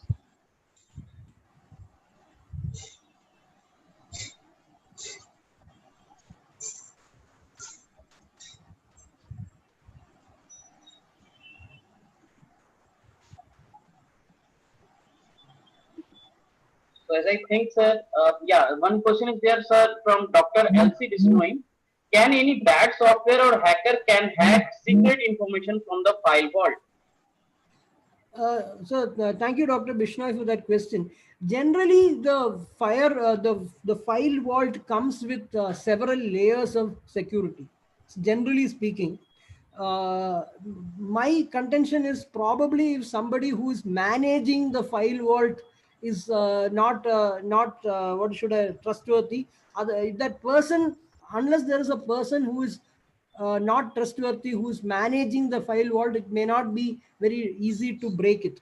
Why I'm saying is, they use multiple levels of security. They may have a Diffie-Hellman key exchange. That means Diffie-Hellman key exchange means there will be a private key and a public key. There will be a hash function. There will be a session key, and they do a lot of mathematical or convolutions. What I'm saying is there are several layers of encryption that is happening. So generally, it is not possible to break into a vault and all. But then the person who wrote the software, see, many people have shown that, especially in the West, many of these what is that? These major hacks have happened by insiders. Insiders means somebody who had complete information about the software. Those kind of people become a renegade, become rebels. It's a very dangerous thing. So I don't think generally it is possible, but then if somebody who developed the file vault knows about the vulnerability, knows about the weaknesses, such people may be able to break into vaults. Today we talk about ethical hacking. Ethical hacking is somebody is trying to break into your computer, break into your software, break into your network, break into your operating system and all. Actually, why it is called ethical is because when he is breaking, you are able to understand the vulnerabilities of your system. And these vulnerabilities, you can have policies to plug these vulnerabilities. So I think that's the answer to your question, sir. Thank you so much, Nayak sir. With these, we are towards the end of our today's session, and for we are now having the vote of thanks. And I like to welcome Professor Sam Raja sir, Regional Vice President, present to Computer Society of India for vote of thanks. Thank you, Professor Rohit. In fact, it's a very good webinar session today, and a lot of participants have enjoyed and acknowledged accordingly. We must express thanks to the Vice Chancellor, Professor Dr. Patil, and for his excellent delivery, for the preparedness of IT law, and the insight of computing security is a very enlightenment. I must thanks Professor Shailesh Srivastava. Basically, he has delivered the insight of its projects and implementation and the real concerns in security and the possibilities of threats towards the security, especially the platform integration. Then I thanks Dr. Molay for his technical aspects of the various security softwares and the ERP and the cloud security managements and Cisco firewalls management. I think it is benefited from his delivery. A lot of students and professionals can get benefit from it. And I must express thanks to our friend, Prashant Nair. And he has a very good insight in the security management, as we know that he has already worked on security projects. And whatever he's saying, that we should avoid the free in the world of cyber, in the world of software. If we should be honest enough, avoiding the free, at least we'll be 80% secure. Secondly, Dr. Naik has given a very good, concise description of the whole topic in a nutshell. And as Professor Nair has said, that he was the mentor, like a lot of people like us, and like a lot of people in CSI and in the universities. And it is his inspiration that now we are at this level and we are working with him, as well as working as his students, and he will be always a guide for the people like us. Basically, friends, in this lockdown and pandemic, everything has gotten a standstill. The IT security is giving an opening. As you have seen in a stanza in the poetry, that due to lockdown, शहर भी है, शहर का चौराहा भी है, और चौराहे पे रोशनी भी है, मगर ता हद्दे नजर एक बयाबां सा क्यों है, क्योंकि पूरे शहर में सब कुछ तो है, इंसान नजर नहीं आता है. और फिर एक स्टैंजा है, दिल है तो धड़कने का बहाना कोई ढूंढे, पत्थर की तरह बेहिस्सो बेजान सा क्यों है. तो ये टेक्नोलॉजी हमारे लिए वो बहाना हो सकता है कि हमारे दिलों को धड़कने बख्शे, और इनको अगर हम सिक्योरिटी के साथ अपनाते हैं तो ऐसे पैंडेमिक और ऐसे लॉकडाउन के बावजूद जिंदगी चलती रहेगी और दुनिया भी चलती रहेगी. सो बहुत बहुत शुक्रिया सभी पार्टिसिपेंट्स का, सभी कीनोट स्पीकर्स का, and we hope that in coming futures, under the guidance of Professor Naik, we will be organizing similar events. Thank you, Rohit. Thank you so much, sir. So now we are towards the end of our today's webinar, and I thank all the delegates, all the participants, and our respected speakers and the keynote speakers. So thank you so much for all of you, and we hope, yes, sir. So I want to know, Dr. Vishnu is there. Yes, Dr. Vishnu, are you hearing me? Yes, sir. He is hearing us. Please unmute. Yes, sir. Yes, sir. Yes, sir. You I are am hearing me, hearing. Dr. Vishnu? Yes, sir. I am hearing you. You are from which university? Sir, I am from Rajasthan Technical Education. I am working in Government Polytechnic College, Bikaner. I say very good, very good. I am in computer field since 1986. I have 34-year experience from computer. I did BTech, MTech, and PhD in computer. Right now, I am working Government Polytechnic in teaching from last 28 years. Very good, very good. That's great. And I think you are from eastern part of the country. From which part you belongs to? Rajasthan. Rajasthan itself. Very, Yes, very good. yes, sir. I'm observing that you are quite attentive since the beginning, and that's a great thing. No, sir. Actually, it's a and, really great webinar. We have learned a lot of things. Thank you very much. Even though I am from computer field, I will learn a lot of things from this webinar. Thanks to Thank all you. organizers. Rohit must have your details, and we are organizing a lot of webinars, and you kindly stay connected in all the webinars that we are conducting. That is very much beneficial. Sure, So- sure, sir. And Dr. Prasad? Bishnoi, I Sure, request sure. you, Dr. Bishnoi, if possible, Yes, you sir, get yes, sir. associated with Computer Society of India. You Yeah, get associated. I already member of the CSI Okay. from last 10 year, back 10 year. Okay. You send your complete detail. You You belong send to your complete detail. you belong to Jaipur chapter. Udaipur chapter. Oh, Udaipur chapter. Amit Joshi. Very good. Very good. So Amit Joshi and the Amit Joshi there, na? Amit Joshi. Yeah. Actually, I did PhD under the guidance of Dr. Dharam Singh Jat. Right now, Oh, he's in Namibia. my friend Dharam Singh, my friend, and he's Yeah, at yeah. Namibia University of Science and Technology. That- He appeared in. Dharam Singh He Jat also is- appeared in 5 of our webinars. हमारा Yeah, 5 yeah, webinar he- में आ चुके हैं. Dharam Singh is my guide, sir. Very good. Yes. Very good. Very good. Prashant सो गया. Very good. ठीक है Rohit. Let us Thank make you it. so in. much. And with this, Thank we you, are sir. we are ending today's session. Thank you for all of you to joining with us.